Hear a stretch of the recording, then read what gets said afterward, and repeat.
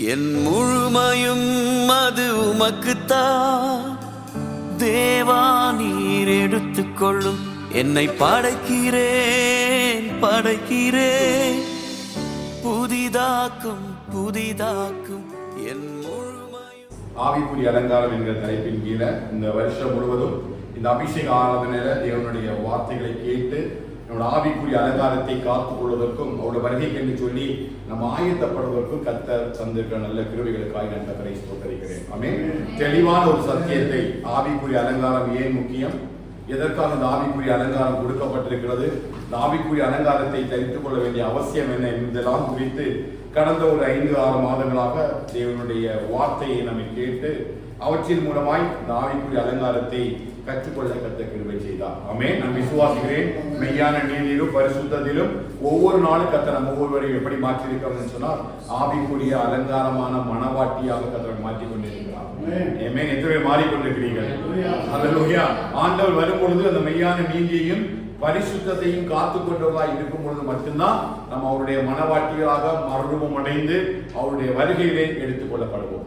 இந்த மாதமும் ஏசாயா 51வது அதிகாரத்தில் இருந்து நேற்றைய தினத்திலே நாம் வாசித்த 51, 52வது அதிகாரத்தில் இருந்து ஆவிக்குரிய அலங்காரத்தை குறித்தும் கடைசி நாட்களில ஜனங்களுடைய அலங்காரம் எப்படிப்பட்டதாய் மறுரூபம் அடைய வேண்டும் என்பதை குறித்தும் சீயோன் என்று சொல்லி தேவன் தம்முடைய நகரமாக தெரிந்திருந்ததான அந்த எருசலேம் நகரத்தை ஒரு குமாரத்தியாக வைத்து கர்த்தர் நம்மோடு கூட இந்த அலங்காரத்தை குறித்து பேச சித்தமாயிருக்கிறார். 52வது அதிகாரம் முதல் வசனத்தை நம்ம வாசித்தது போல இன்னைக்கு வாசிக்கலாம். 52வது அதிகாரம் 1-2 வசனங்களை நம்ம வாசிக்கலாம். எழும்பு எழும்பு சீயோனே, உன் வல்லமையை தரித்துக் கொள். பரிசுத்த நகரமாகிய எருசலேமே, உன் அலங்கார வஸ்திரங்களை உடுத்திக் கொள். விருத்த சேதனம் இல்லாதவனும் அசுத்தனும் உன்னிடத்தில் வருவதில்லை. தூசியை உதறிவிட்டு எழுந்திரு, எருசலேமே வீற்றிரு. சிறைப்பட்டு போன சீயோன் குமாரத்தியே, உன் கழுத்தில் உள்ள கட்டுகளை அவிழ்த்து விடு. ஆமென். இரண்டு முக்கியமான பெயர்களை இந்த வசனத்தில் நாம் கண்டுகொள்ள முடியும். ஒன்று சீயோன், இன்னொன்று எருசலேம். நம்ம எல்லாருக்கும் தெரிந்திருக்கிறபடி சீயோன் தேவனுடைய நகரமாக அறியப்பட்ட ஒரு நகரம். எருசலேம் எல்லாருக்கும் தெரியும், அது தேவனுடைய நகரம் அல்லது தேவன் வாசம் பண்ணக்கூடிய ஸ்தலம் என்று சொல்லி வேதத்திலே இந்த சீயோனை குறித்தும் எருசலேமை குறித்தும் நாம் வாசிக்க முடியும். நேற்றைய தினத்தில் நான் சொன்னேன், சங்கீதம் 32வது அதிகாரத்தை நாம் வாசிக்கும் பொழுது அங்கே சங்கீதக்காரன் தாவீது ஒரு சீயோனை பற்றி நாம் பாடினதை பார்க்க முடியும். சங்கீதம் 132வது சங்கீதம் 13வது வசனத்தில் இருந்து 18வது வசனம் வரை வாசிக்கும் போது வேகமா வாசிங்க. நேற்றைய தினம் வராதவர்களுக்கு சொல்லி நம்ம மறுபடியும் அடுத்த பகுதி கடந்து போகலாம். தெளிவா கவனிங்க. இங்கே கர்த்தர் சீயோனை தெரிந்து கொண்டு அது தமக்கு வாசஸ்தலமாக இருக்கும்படி விரும்பினார். இது என்றென்றைக்கு நான் தங்கும் இடம். இதை நான் விரும்பினபடியால் இங்கே நான் வாசம் பண்ணுவேன். அதன் ஆகாரத்தை நான் ஆசீர்வதித்து வருவேன். அதன் ஏழைகளை நான் அப்பத்தினால் திருப்தியாக்குவேன். அதன் ஆசாரியர்களுக்கு ரட்சிப்பை கொடுத்துவேன். அதில் உள்ள பரிசுத்தவான்கள் மிகவும் கெம்பீரிப்பார்கள். அங்கே தாவீதுக்காக ஒரு கொம்பை முளைக்க பண்ணுவேன். நான் அபிஷேகம் பண்ணுவித்தவனுக்காக ஒரு விளக்கை ஆயத்தம் பண்ணினேன். அவன் சத்துருக்களுக்கு வெட்கத்தை கொடுத்துவேன். அவன் மீதிலோ அவன் பீடம் பூக்கும் என்றார். அழகான ஒரு ஆசீர்வாதத்தை சங்கீதக்காரனாகிய தாவீது பாடலாக பாடுகிறார். ஆரோகண சங்கீதம் துதி பாடலாக பாடுகிறார். அப்படி பாடும்போது அவர் தேவனுடைய நகரத்தை குறித்து பாடுகிறார். இந்த உலகத்தை ஆண்டவராகிய தேவன் படைத்தார், வானத்தையும் பூமியையும் சிருஷ்டித்தது அவர்தான். ஆனால் இந்த உலகத்தில் எந்த இடத்தையுமே அவர் தம்முடைய நகரமாக தெரிந்து கொண்டதே இல்லை. அநேக இடங்கள் காணப்படுகிறது, கான்டினென்ட்ஸ் நிறைய இருக்குது, கண்டங்கள் இருக்கிறது, அநேக நாடுகள் இருக்கிறது, அநேக சமுத்திரங்கள் இருக்கிறது, அநேக ஐலண்ட்ஸ் நிறைய இருக்குது. ஆனால் எந்த இடத்திலுமே தேவன் எந்த ஒரு இடத்தையும் தன்னுடைய நகரமாகவோ தனக்கு பிடித்த இடமாகவோ தன்னுடைய வாசஸ்தலமாகவோ அதை தெரிந்து கொள்ளவே இல்லை. ஆனால் சீயோனை குறித்து வேதம் சொல்கிறது, அவர் சீயோனை தமக்காக தெரிந்து கொண்டு என்ன சொல்றாரா, அது தம்முடைய வாசஸ்தலமாக விரும்பினார். நேற்று நான் சொன்னேன், இந்த சங்கீதக்காரனாகிய தாவீது இந்த சீயோனுடைய ஆசீர்வாதத்தை குறித்து பேசுகிறார். இந்த சீயோன் யார் என்று கேட்டால் நம்ம எல்லாருமே சீயோனுடைய குமாரத்திகள், சீயோனுடைய பிள்ளைகள். எப்படி ஆண்டவராகிய இயேசு கிறிஸ்து நம்மை அடிமைத்தனத்திலிருந்து, சாபத்திலிருந்து, பாவத்திலிருந்து எடுத்து நம்மிலே வாசம் பண்ணும்படியாக தம்முடைய குமாரனாகிய கிறிஸ்துவின் இரத்தத்தை கொண்டு நம்மளை மீட்டு கொண்டு நமக்குள்ளே வாசம் பண்ணும்படி அவர் விரும்பினாரோ, அதை போல இந்த சீயோனுக்கு ஒரு பெரிய வரலாறு உண்டு. இந்த சீயோன் எது என்று கேட்டீங்கன்னா, என்னோட கூட திருப்பிக் கொள்ளுங்கள். 1 நாளாகமம் 11வது அதிகாரம் 4வது 5வது வசனத்தை வாசிங்கள். 1 நாளாகமம் 11வது அதிகாரம் 4வது 5வது வசனத்தை வாசிங்க. பின்பு தாவீது இஸ்ரவேல் அனைத்தோடு கூட எபூசாகிய எருசலேமுக்கு போனான். எருசலேமுக்கு போனான். எபூசியர் அத்தேசத்தின் குடிகளாய் இருந்தார்கள். அப்பொழுது எபூசின் குடிகள் தாவீதை நோக்கி, நீ இதற்குள் பிரவேசிப்பதில்லை என்றார்கள். ஆனாலும் தாவீது சீயோன் கோட்டையை பிடித்தார். அது தாவீதின் நகரமாயிற்று. இந்த சீயோன் கோட்டை அல்லது தாவீதின் நகரம் யாருடைய கையில் இருந்தது? எபூசாகிய அந்த ஜனத்து கூட இருந்தது. எபூசியர் யார் தெரியுமா?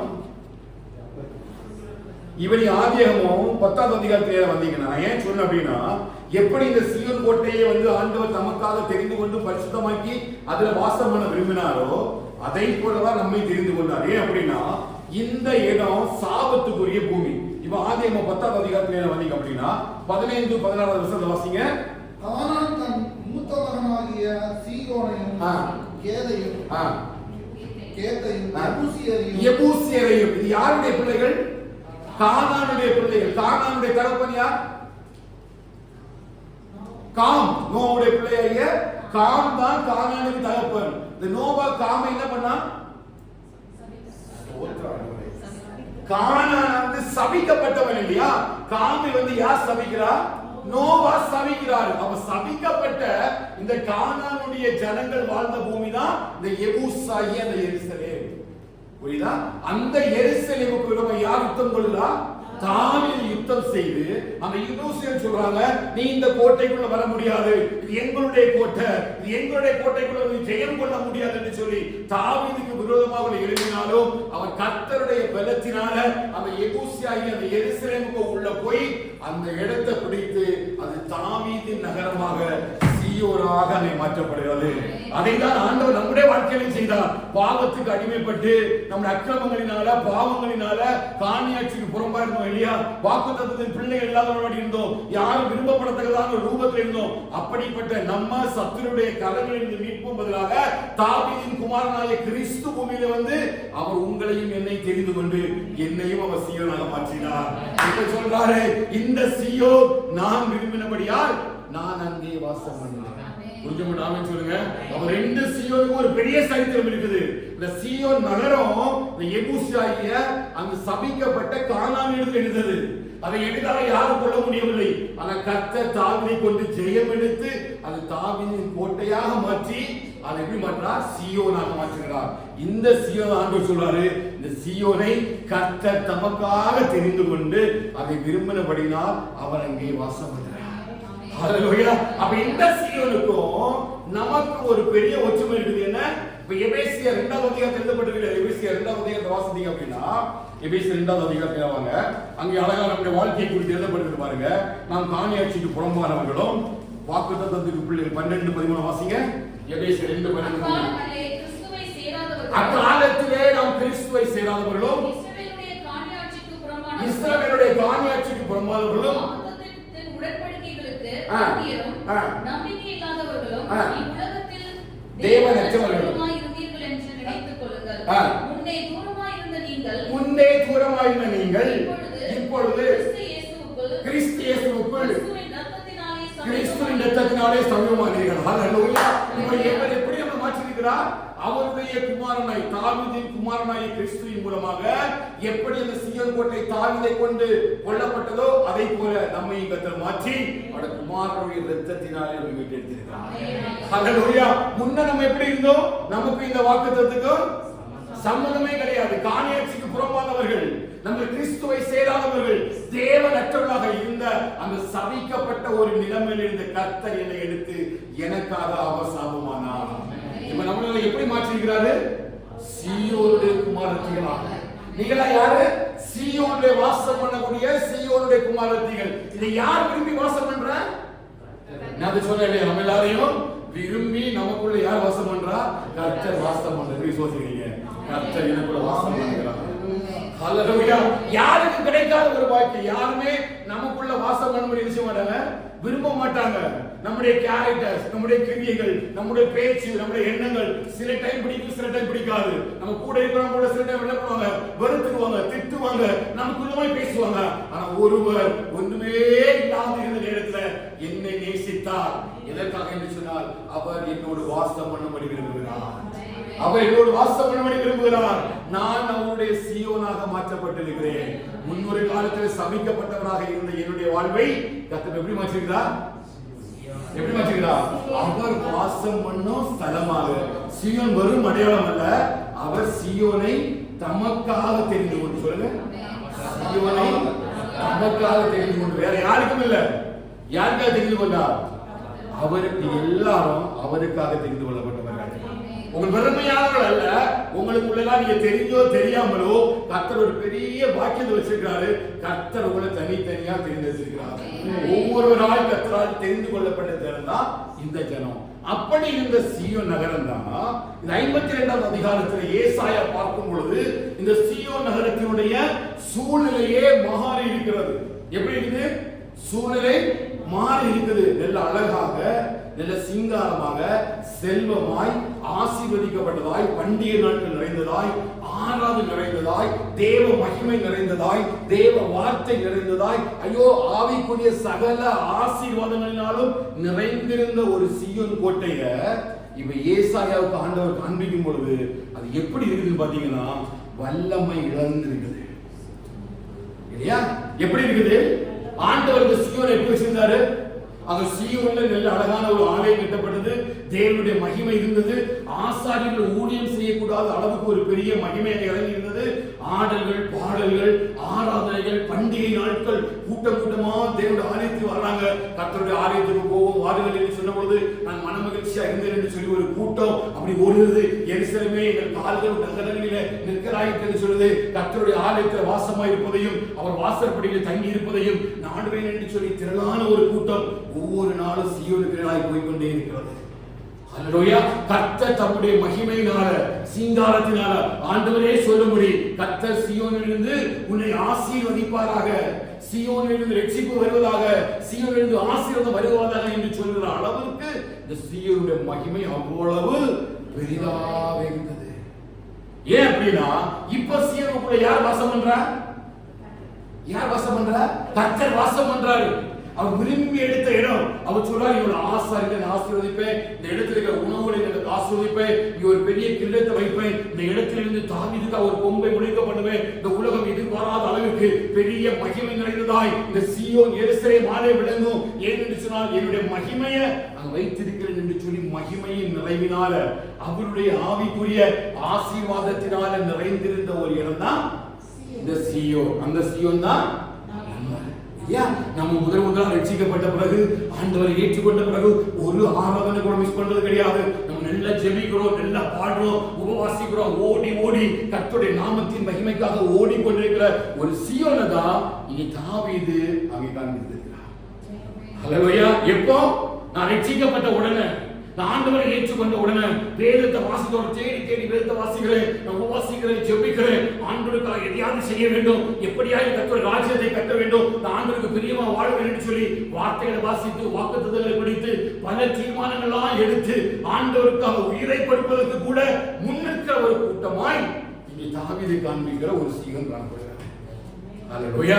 ஆனா ஏசாயா இடத்துல ஒரு சீயோன் காண்பிக்கப்படுது. என்ன காண்பிக்கப்படுது அப்படின்னா, இந்த சீயோன் வல்லமையை இழந்து போய் அலங்கார வஸ்திரம் இல்லாமல், வஸ்திரம் இருக்கு ஆனா என்ன இல்ல, அலங்கார வஸ்திரம் இல்லை. ஏன் அப்படின்னா அது தூசி படிந்து இருக்குது. ஏன் தூசி படிந்து இருக்குது? நேரத்தில் சொன்னேன், புலம்பலுக்கு திருப்பி என்று சொன்னால் புலம்பல்ல இதற்குரிய ரெவலேஷன் எழுதப்படுகிறது பாருங்க. புலம்பல் 1ஆம் அதிகாரத்தில் ஏறாங்க. எரேமியா தீர்க்கதரிசி இந்த இடத்துல ஒரு புலம்பலை பாடுகிறார். 1ஆம் அதிகாரத்துடைய சில வசனங்களை வாசிக்கலாம். 1 வசனத்தை வாசிங்க.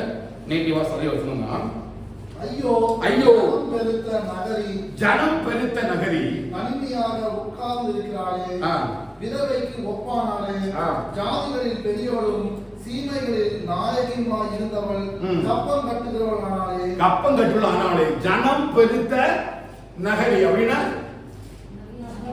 ஜனக்கூட்டம் அதிகமா இருக்குது. ஏன் ஜனக்கூட்டம் அதிகமா இருக்குன்னா உலகெங்கிலும் இருக்கிற ஜனங்கள் இந்த சீயோனுடைய மகிமையை காணும்படி கூட்டம் கூட்டமா வர்றாங்க.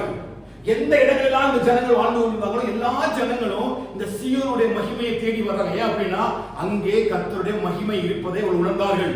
கர்த்தருடைய மகிமையின் பிரஸ்தாபத்தை உணர்ந்தார்கள்.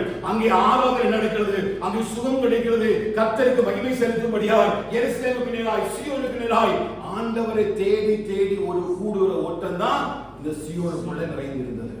நீங்க கரெக்டா ஃபாலோ பண்ணணும். அப்பதான் கர்த்தருடைய ஆவியானவர் எப்படிப்பட்ட அலங்காரத்தை மறுபடியும் சீயோனுக்குள்ள கொண்டு வர விரும்புகிறார் என்பதை அறிய முடியும்.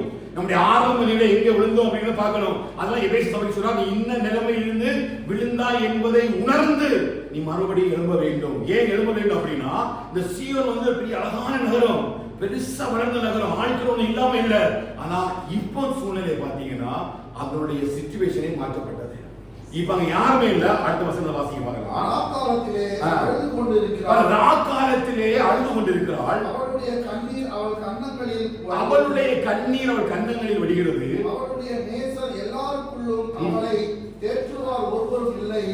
அவளுடைய சிநேகிதர் எல்லாரும் அவளுக்கு துரோகிகளும் சத்துருக்களும் ஆனார்கள். யாரெல்லாம் இவரை நேசித்தாங்களோ இவர்கள் எல்லாம் இவருக்கு எப்படி மாறிட்டாங்க? துரோகிகளாய் மாறுறாங்க. இந்த சீயோன் ஒரு ஸ்திரீக்கு அடையாளமா பேசப்படுது இல்லையா? அவள் என்று கொள்ளும் பொழுது அந்த சீயோன் குமாரத்தியாகிய அந்த சீயோனை குறித்து பேசப்படுது. அப்படின்னா சபையாகிய அந்த மணவாட்டி ரட்சிக்கப்பட்டு தேவனுக்காக தேவனை கொண்டிருக்கிற இயேசு கிறிஸ்து வாழும்படியாய் தெரிந்து கொள்ளப்பட்ட அந்த சீயோன் ஒரு குமாரத்தியாக பேசப்படுகிறாள். அவருடைய நிலை என்ன? இப்போ ஒவ்வொரு நாளும் ராக்காலங்களிலேயே அழுது கொண்டிருக்கிறாள். சபை அழுது கொண்டே இருக்கிறது. எதற்காக? சபையில ஒன்றுமே இல்லை. ஆராதிப்பதற்கு கூட்டங்கள் வரவில்லை. ஆண்டவரை தொழுதுவதற்கு ஜனங்கள் இல்லை. இன்னைக்கு சபையெல்லாம் வெற்றிடமாய் காணப்படுகிறது. சபைக்குள்ள வசனம் இல்ல, சபைக்குள்ள சத்தியம் இல்ல. இதெல்லாம் பார்க்கும் பொழுது ஒரு காலத்துல கூட்டம் கூட்டமாய் வந்து சபைக்குள்ள ஆராதித்தவர்கள், கூட்டம் கூட்டமாய் சீயோனுக்குள்ள கர்த்தருடைய நாமத்தை தொழுது கொண்ட அந்த இடம் பாத்தீங்கன்னா ஜனம் பெருத்த நகரம். ஆலயத்துக்குள்ள இருப்பதற்கு இடமே இல்லை. அவ்வளவு கூட்டமாய் இருந்த இடத்துல இப்ப என்ன நடக்குதுன்னு பாத்தீங்கன்னா கவலையும் கண்ணீருமாய் காணப்படுகிறார். இப்ப 4வது வசனம் வாசிங்க. பண்டிகைக்கு வருவார் இல்லாததினால் சீயோனுக்கு போகிற வழிகள் புலம்புகிறது. அவள் வாசல்கள் எல்லாம் பாழாய் கிடக்கிறது. அவள் ஆசாரியர்கள் தவிக்கிறார்கள். ஆனா 132வது வசனத்துல அதிகாரத்துல சங்கீதத்துல ஆசாரியரை குறித்து பேசும்போது என்ன சொல்றார் சங்கீதக்காரை தாவீது? இங்க ஆசாரியர்கள் சீயோன் நினைச்சாங்க தவிக்கிறாங்க. 32வது வசனம் வாசிங்க. அதன் ஆசாரியர்களுக்கு ரட்சிப்பை உறுத்துவேன், அதில் உள்ள பரிசுத்தவான்கள் மிகவும் கெம்பீரிப்பார்கள். ஆனா இப்போ இங்க என்ன நிலைமை? ஆசாரியோட நிலைமை மகா மோசமா இருக்குது. இப்ப பண்டிகைக்கு ஆளு வரல, அங்க ஆராதனை இல்ல. ஆராதனை இல்லைன்னா யார் தேவையில்லை? ஆசாரியர் தேவையில்லை. பரிசுத்தவான்கள் ஒருவரும் அங்கே வருவதில்லை. ஆண்டவருக்கு ஆராதனை செய்வதற்கான ஒரு இடம் இல்லாத தகுதியை இழந்து இன்னைக்கு சீயோன் தனித்து நிற்கிற ஒரு சூழ்நிலை தான் இந்த புலம்பல் புஸ்தகத்துல வாசிக்க முடியும். நீங்க 5 அதிகாரங்களை படித்துக் கொள்வீர்கள் என்று சொன்னால் இங்கே எல்லாமே யாரை குறித்து பேசப்படுகிறது?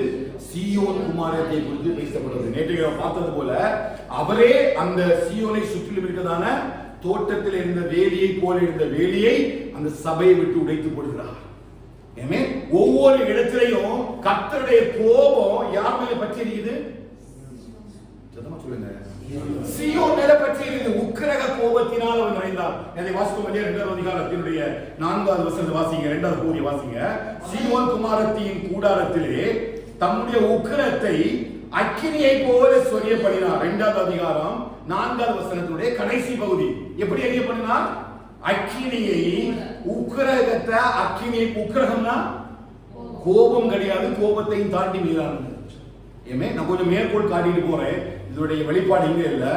இப்ப இப்படி ஒரு பெரிய ஒரு கஷ்டமான ஒரு சூழ்நிலைக்கு யார் தள்ளப்பட்டா?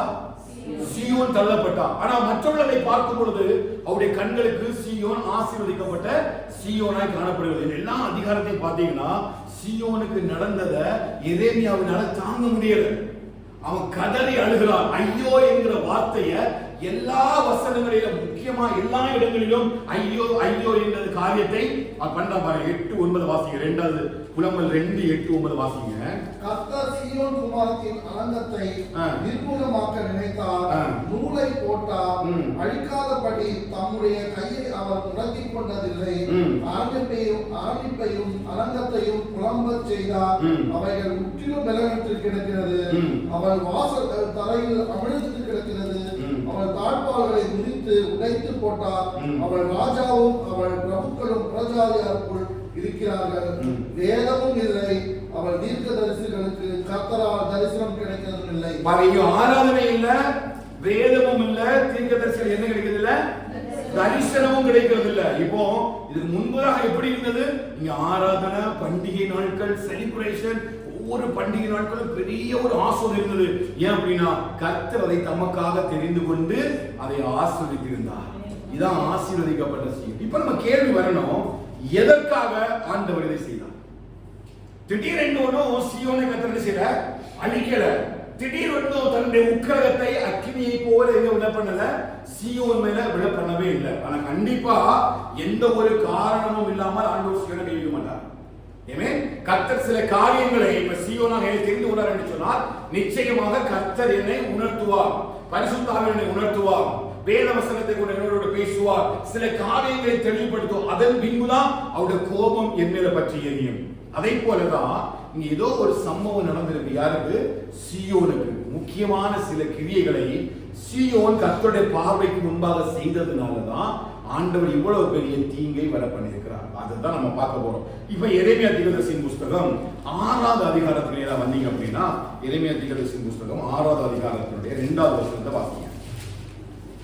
செல்வமாய் வளர்ந்த ரூபவதியான சீயோன் குமாரத்தியை, இது எல்லாரும் எடுக்கணும். நீங்க இங்கதான் இந்த முழு சீயோனுடைய மறுசீரமைப்புக்கான காரணம், the reason எதனால கர்த்தர் அந்த அலங்கத்தை இடித்து போட்டார் அப்படிங்கறத பார்க்க போறோம். 2வது வசனத்துல என்ன சொல்லப்பட்டிருக்குது? செல்வமாய் வளர்ந்த ரூபவதியான சீயோன் குமாரத்தியை. எப்படி ஆண்டவர் சீயோன் குமாரத்தை வளர்த்தாரு? ஒரு கஷ்டமும் ஒரு நஷ்டமும் தெரியாம உனக்கு விரோதமாக எழும்புற ஒரு ஆயுதமும் வாய்க்காதே போகும் என்று சொன்னால் ஒருவரை எழும்பவே இல்லை. ஒருவன் உன்னிலே கை போடுவதில்லை என்று சொன்னால் ஒருவனும் கை போடவில்லை. தீங்கை காணாதிருப்பாய் என்று சொன்னால் தீங்கை காணவே இல்லை. அப்படி செல்வ செழிப்பாய் ரூபவதியாக அழகாக. ஏன் அப்படின்னா ஆண்டவருக்கே அது பிடிச்சிருக்குன்னா அது எவ்வளவு பெரிய பாக்கியம் பெற்ற நகரம் இல்லையா? சீயோன் ஏன் பெரிய பாக்கியம் பெற்றது அப்படின்னா, நீங்களும் நானும் ஏன் ஆசீர்வதிக்கப்பட்டவர்கள்? நம்ம கர்த்தரால் தெரிந்து கொள்ளப்பட்ட ஜனம். அதனால உலகத்துல யாரும் கிடைக்காத பெரிய ஆசீர்வாதத்தை நிறைவேற்றிருக்கிறார். புரியுதா? இந்த உலகத்துல எல்லாரும் எதற்காக போடுறாங்க? பெரும் பணக்காரர்கள் எல்லாம் பாருங்க, எவ்வளவு பணம் கொடுத்தாது அவங்க மோட்சத்தை அடையும்படியாய் தேவனிடத்துல பிரியமாய் வாழும்படியாக கோடி கோடியா இன்னைக்கு உலகத்துல திருப்பதி கோயிலானாலும் சரி, சில விக்கிரக கோயிலெல்லாம் கொண்டு போய் பணத்தை கோடி கோடியா கட்டுறாங்க. ஒரே ரீசன் என்ன? ஏன் கங்கை நதியில போய் முங்கி எழும்பலாம்? ஏன் கங்கை நதியில இவ்வளவு பூஜைகளை செய்யறாங்க? ஒரே ஒரு ரீசன் என்னன்னா, அவன் தேவனிடத்துல தயவை பெற்றுக் கொள்ளும்படியா. ஹல்லேலூயா. ஆனா அப்படிப்பட்ட ஜனங்களுக்கு பணத்தினாலும் பொருட்களினாலும் கிடைக்காத ஒரு பெரிய ஒரு கிருபையை உங்களையும் என்னையும் அந்த சீயோனாக மாற்றியிருக்கிறார். ஹல்லேலூயா. அப்ப இந்த உலகத்துல பெரிய பாக்கியம் உங்களுக்கு எனக்கு என்னன்னா, நமக்கு ஒண்ணுமே இல்லைனாலும் கவலைப்படாதுங்க. நீங்களும் நானும் கர்த்தரால் தெரிந்து கொள்ளப்பட்ட சீயோன் குமாரத்திகள். யாரு? சீயோன் குமாரத்திகள். ஏன்? எனக்குள்ள கர்த்தர் வாசம் பண்ணுகிறார். அவர் யார்? வானத்தையும் பூமியையும் உண்டாக்கின சர்வ வல்லமையுள்ள தேவன். அந்த தேவன் எனக்குள்ள வாசம் பண்ணும்போது என்ன விடவும் ஆஸ்வதிக்கப்பட்ட, என்ன விடவும் மகிமை பெற்ற, என்ன விடவும் கிருபை பெற்ற ஒரு சந்ததியும் இந்த உலகத்தில் இருக்கவே முடியாது. ஏனென்று சொன்னால் எந்த பொருளினாலும் விலை கொடுத்து வாங்க முடியாத ஒரு பெரிய ஒரு தகுதியை அவர் எனக்குள்ள வைத்திருக்கிறார். என்ன தகுதினா, அவர் எனக்குள்ள வாசம் பண்ணுகிறார். ஹல்லேலூயா. அவர் எனக்குள்ள வாசம் பண்ணுகிறார். என்னை எப்படி கூப்பிடுறாரு? சீயோன் குமாரத்தியே, என் பிரியமே, என் ரூபவதியே. ஹல்லேலூயா. இவ்வளவு அழகா யாரும் நினைச்ச மாட்டாங்க, கூப்பிட மாட்டாங்க. சிலவங்க கூப்பிடுவாங்க, முன்னாடி கூப்பிட்டு பின்னாடி வேற மாதிரி பேசுவாங்க. ஆனா நம்முடைய தேவன் அப்படிப்பட்டவன் அல்ல. உன்னை நேசிக்கிறார், உன் மேல அன்பா இருக்கிறார். நீ அவருக்கு வேணும். உன்னை கொண்டு உன் குடும்பத்தை ரட்சிப்பாரு, உன்னை கொண்டுதான் மகிமையை குடும்பத்துல காண்பிப்பாரு. அதற்காக தான் கர்த்தர் உன்னை அந்த குடும்பத்துல சீவனா மாற்றிருக்கிறாரு. ஹல்லேலூயா. நீ எபூசாகிய எருசலேமில் இருந்தா, ஆனா கர்த்தரோட ஆசீர்வாதமா சீயோனாக மாற்றி. எல்லாருமே அப்படிதான். ஒவ்வொரு முறையும் ஆர்டர்ஸ் பார்த்தோம்னா திங்க் பேக் சம் இயர்ஸ் ஒரு நாள் முன்னாடி பார்த்தோம் அப்படின்னா இன்னைக்கு நம்ம இருக்கிற நிலைமை என்னன்னா, சபிக்கப்பட்ட ஒரு இடத்துல இருந்துதான் கர்த்தர் என்னை எடுத்து என்னை ஆசீர்வாதமாய் மாற்றுவது மாத்திரமல்ல, பல பேருக்கு ஆசீர்வாதமாய் கர்த்தர் வைத்திருக்கிறார். இவரோட மகிமை என்ன அப்படின்னா, நான் ஆஸ்வதிக்கப்படுவதற்கு மாத்திரமல்ல, என் மூலமா ஒரு பெரிய ஆசீர்வாதத்தை என் குடும்பத்துக்கு கொண்டு வரும்படியாக கர்த்தர் வச்சிருக்கிறார். நீ போன் பண்றாங்க, கால் பண்றாங்க, மெசேஜ் பண்றாங்கன்னா நிச்சயமா நம்மள கொண்டு சில காரியங்களை இந்த தேசத்துல செய்கிறார். ஆமாவா இல்லையா? நம்மள கூட படித்தவங்க, நம்மள கூட பெரிய ஆளவங்க, எப்படியெல்லாமோ வாழணும்னு ஆசைப்பட்டவங்க ஒருத்தருக்கும் கிடைக்கப்படாத மகா பெரிய கிருபையை கர்த்தர் எனக்கு எப்படி தந்தார்னா, அவருடைய இரத்தத்தினாலே தெரிந்தெடுத்து அந்த கிருபையை எனக்கு வைத்திருக்கிறார். ஹல்லேலூயா. இதுதான் அழகாக பேசப்படுவாங்க. செல்வமாய் வளர்ந்த ரூபவதியான சீயோன் குமாரத்தியை பாழாக்குவேன். இது நியாயமாங்க? அவர்தானே இதை தெரிந்தெடுத்தார், அவர்தானே நம்ம அழைத்தார், அவர்தானே நம்ம வேறு வைத்தார். நீங்கள் பரிசுத்தராய் இருப்பதற்காக நான் பரிசுத்தராய் இருக்கிறது போல நீங்களும் பரிசுத்தமாய் இருக்கும்படி நான் உங்களை மற்ற ஜனங்களிடத்திலிருந்து பிரித்து எடுத்தேன். நான் பரிசுத்தராய் இருக்கிறது போல நீங்களும் பரிசுத்தராய் இருங்கள். ஏன்? அவர் எனக்குள்ள வாசம் பண்ணணும்னா அந்த தகுதி எனக்கு வேணும், அவர் எனக்குள்ள வாழணும்னா அந்த தகுதி வேணும். அப்படி சொல்லி சொல்லி தானே என்ன வாழ சார். சீயோனே கேக்குதா? சீயோன் குமாரத்திகளே கேக்குதா? இப்படி ஒவ்வொரு காரியத்திலையும் கர்த்தரை அடையாளப்படுத்தினாலே கொண்டு வந்தாரு. நீ எனக்கு வேணும், மற்ற ஜனங்கள் மாதிரி நீ அல்ல, நீ எனக்கு ஸ்பெஷல், நீ எனக்கு என்று ஏற்படுத்தப்பட்டவள். நான் உன்னை தாயோட வயிற்றிலிருந்து முன்பதாகவே தெரிந்து கொண்டேன், கற்பத்திலிருந்து வெளிப்படும் முன்பதாக நான் தெரிந்து கொண்டேன். நீ கண்டிப்பா எனக்கு வேணும், நீ நான் உன்னை தெரிந்து கொள்ளதானே தெரிஞ்சுட்டாரு. இல்லையா? நிறைய தடவை நிறைய பேரை கொண்டு என்னோட பேசினார் இல்லையா? நீ எனக்கு மட்டும்தான் பேசினார் இல்லையா? ஆனா இருதயத்தை கடினமாக்கி நிறைய தடவை நம்ம ஆண்டவர் விட்டு தூரம் போறோம். எனக்கு இது வேண்டாம், இந்த கஷ்டம் வேண்டாம், இந்த பாடு வேண்டாம், இந்த சூழ்நிலை வேண்டாம்னு அப்படியெல்லாம் அவர் விட்டுற மாட்டாரு. அழைத்த தேவன் உண்மை உள்ளவர். விசுவாசிக்கிறீங்களா? அழைத்த தேவன் உண்மை உள்ளவர். கண்டிப்பா அவர் ஒன்னு அழைச்சாருன்னா ஒன்னு நடத்துவாரு. அவர் நடத்துற விதம் வேற மாதிரி இருக்கும். ஆமென். சீயோனை மறுபடியும் அவர் செய்ய போற விதம் வேகரமா இருக்கும். இப்ப பார்க்கக்கூடிய நேரம் சீயோன் எப்படி இருக்குது? வல்லமை இல்லாம, அலங்கார வஸ்திரம் இல்லாம, ரொம்ப டென்ஷன்ல, ஒண்ணுமே இல்லாம சீயோன் இப்படி ஒரு வீட்டுக்குள்ள இருக்குது. மறுபடியும் கர்த்தர் சீயோனை புதுப்பிப்பார்.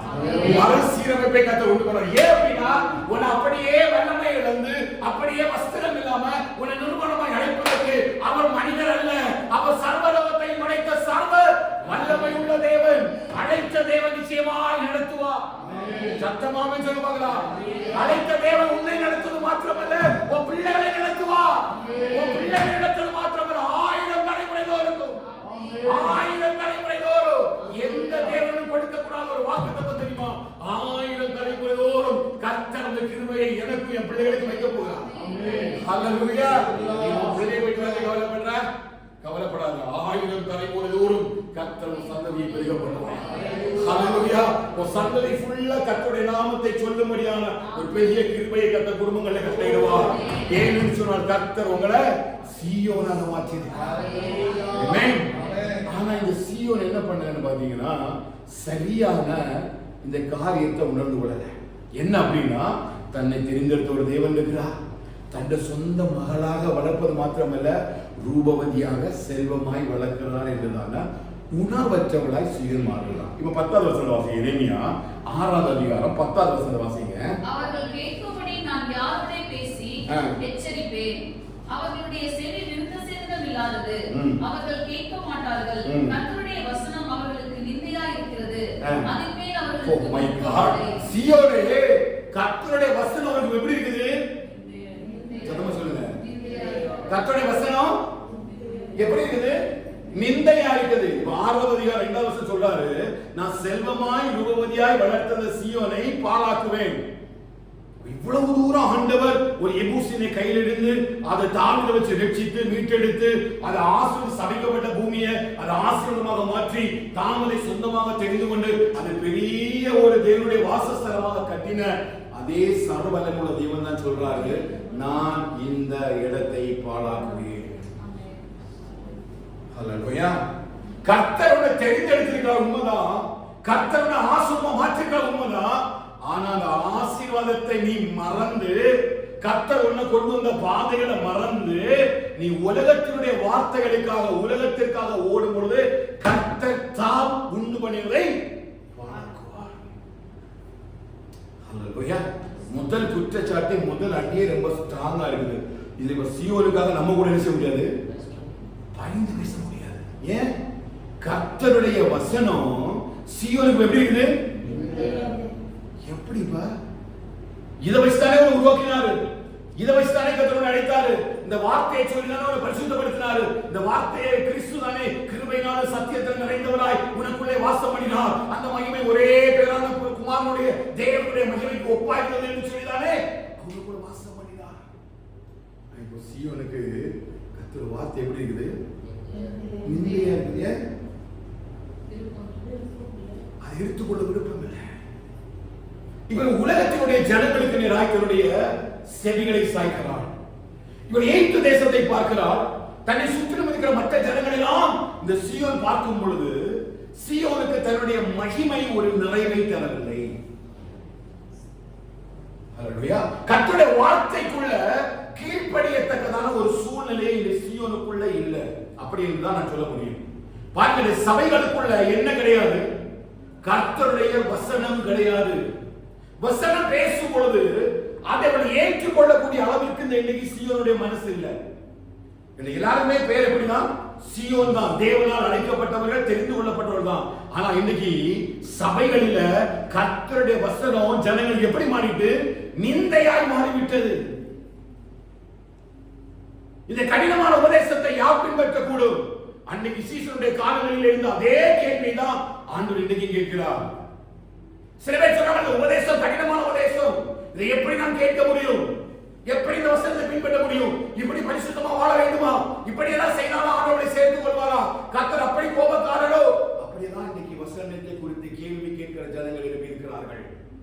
ஆண்டவர் சீசத்தை கேட்டாரு, நீங்களும் போய்விட மனதா இருக்கிறீங்களோ? ஏன் அப்படின்னா அந்த வசனத்தினுடைய அந்த நன்மையை ருசிய அவர்கள் புரிந்து கொள்ளவில்லை.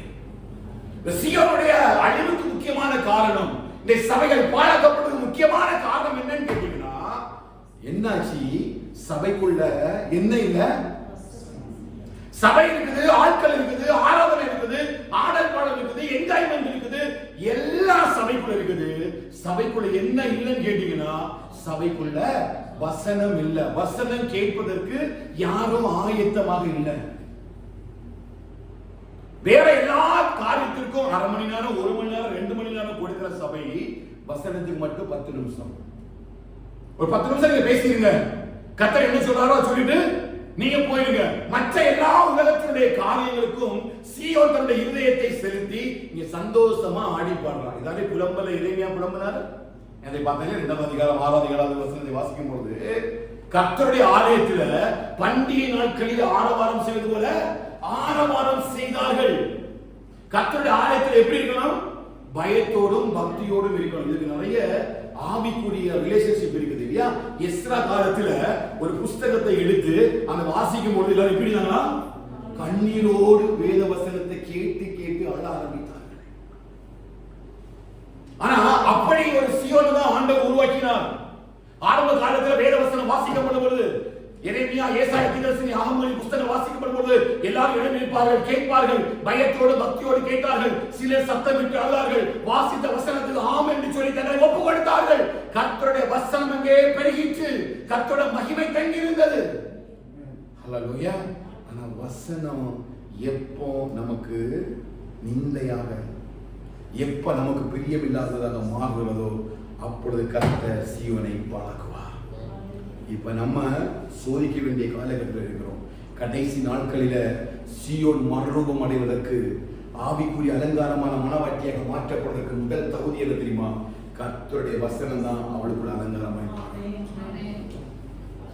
கர்த்தருடைய வசனம் தான் அந்த சீயோன் என்கிற மனவாட்டிக்குள்ள அலங்காரமாய் மாறப் போகிறது.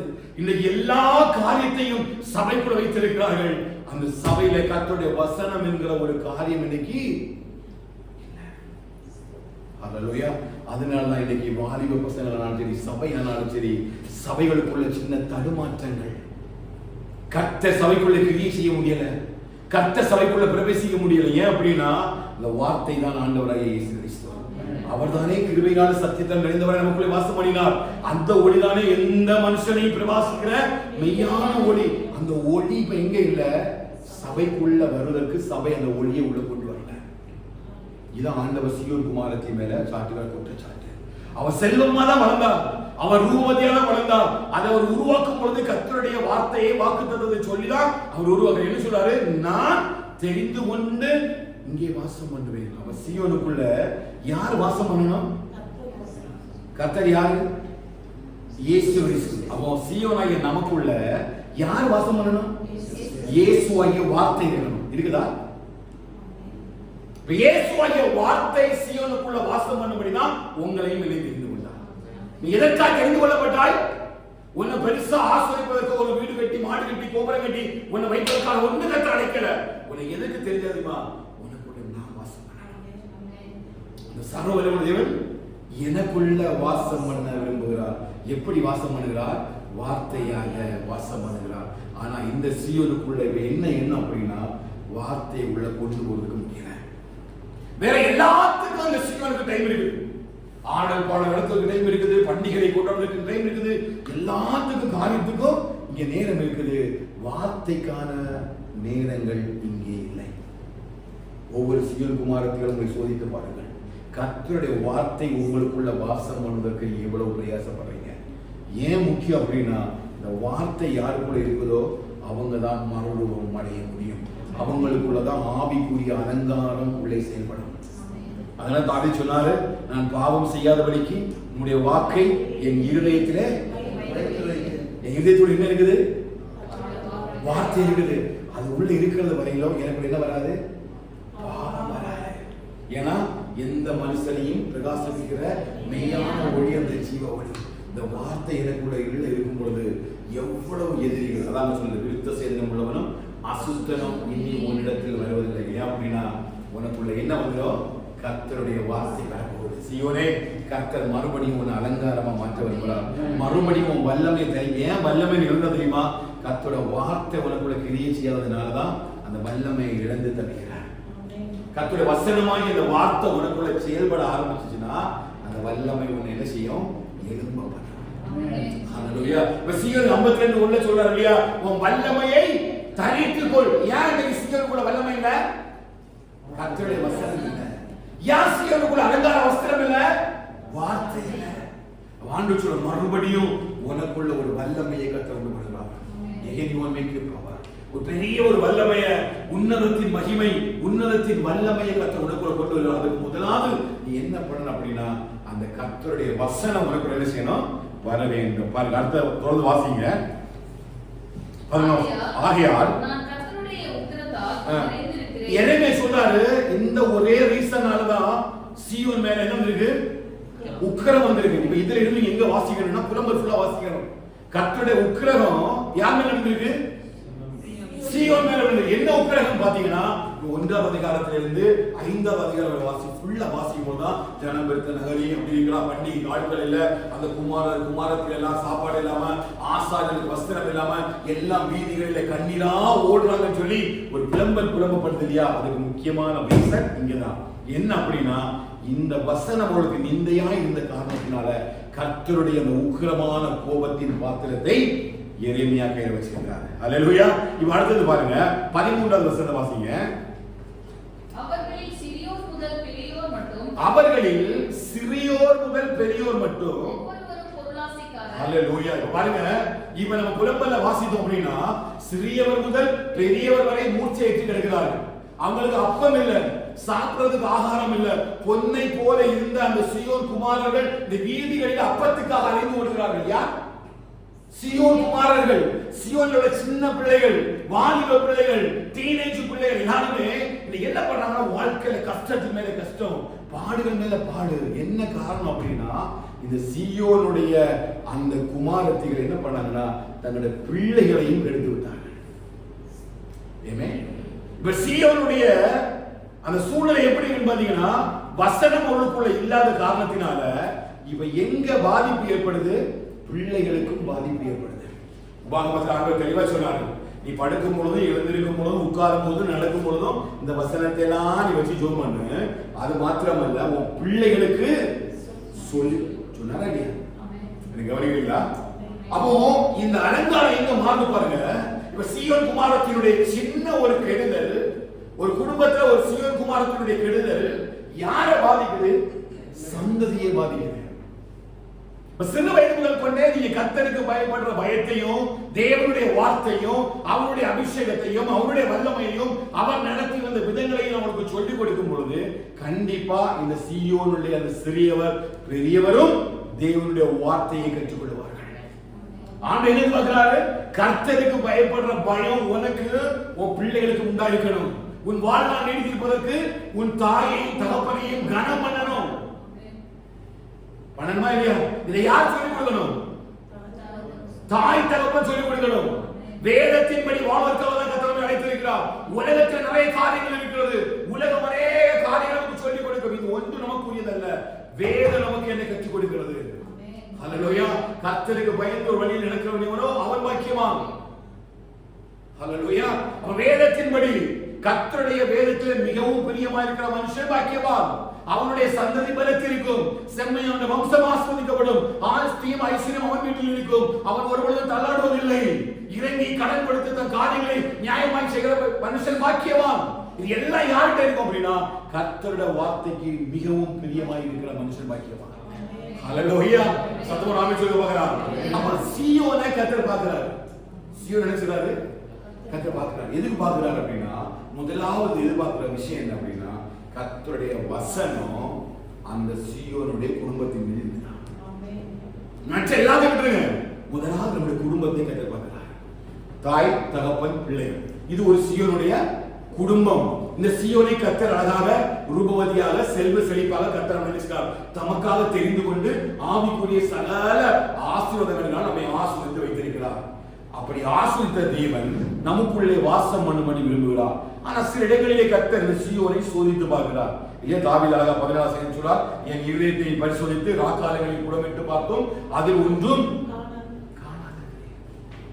அவர் சீயோனுடைய இருதயத்தை கர்த்தர் செய்கிறார், சோதித்து புடமிட்டு பார்க்கிறார். பார்த்து ஒன்றும் காணாது இருக்கிறாரா?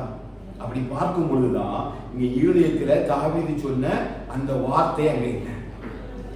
இவருடைய இருதயம் எப்படி இருக்குது?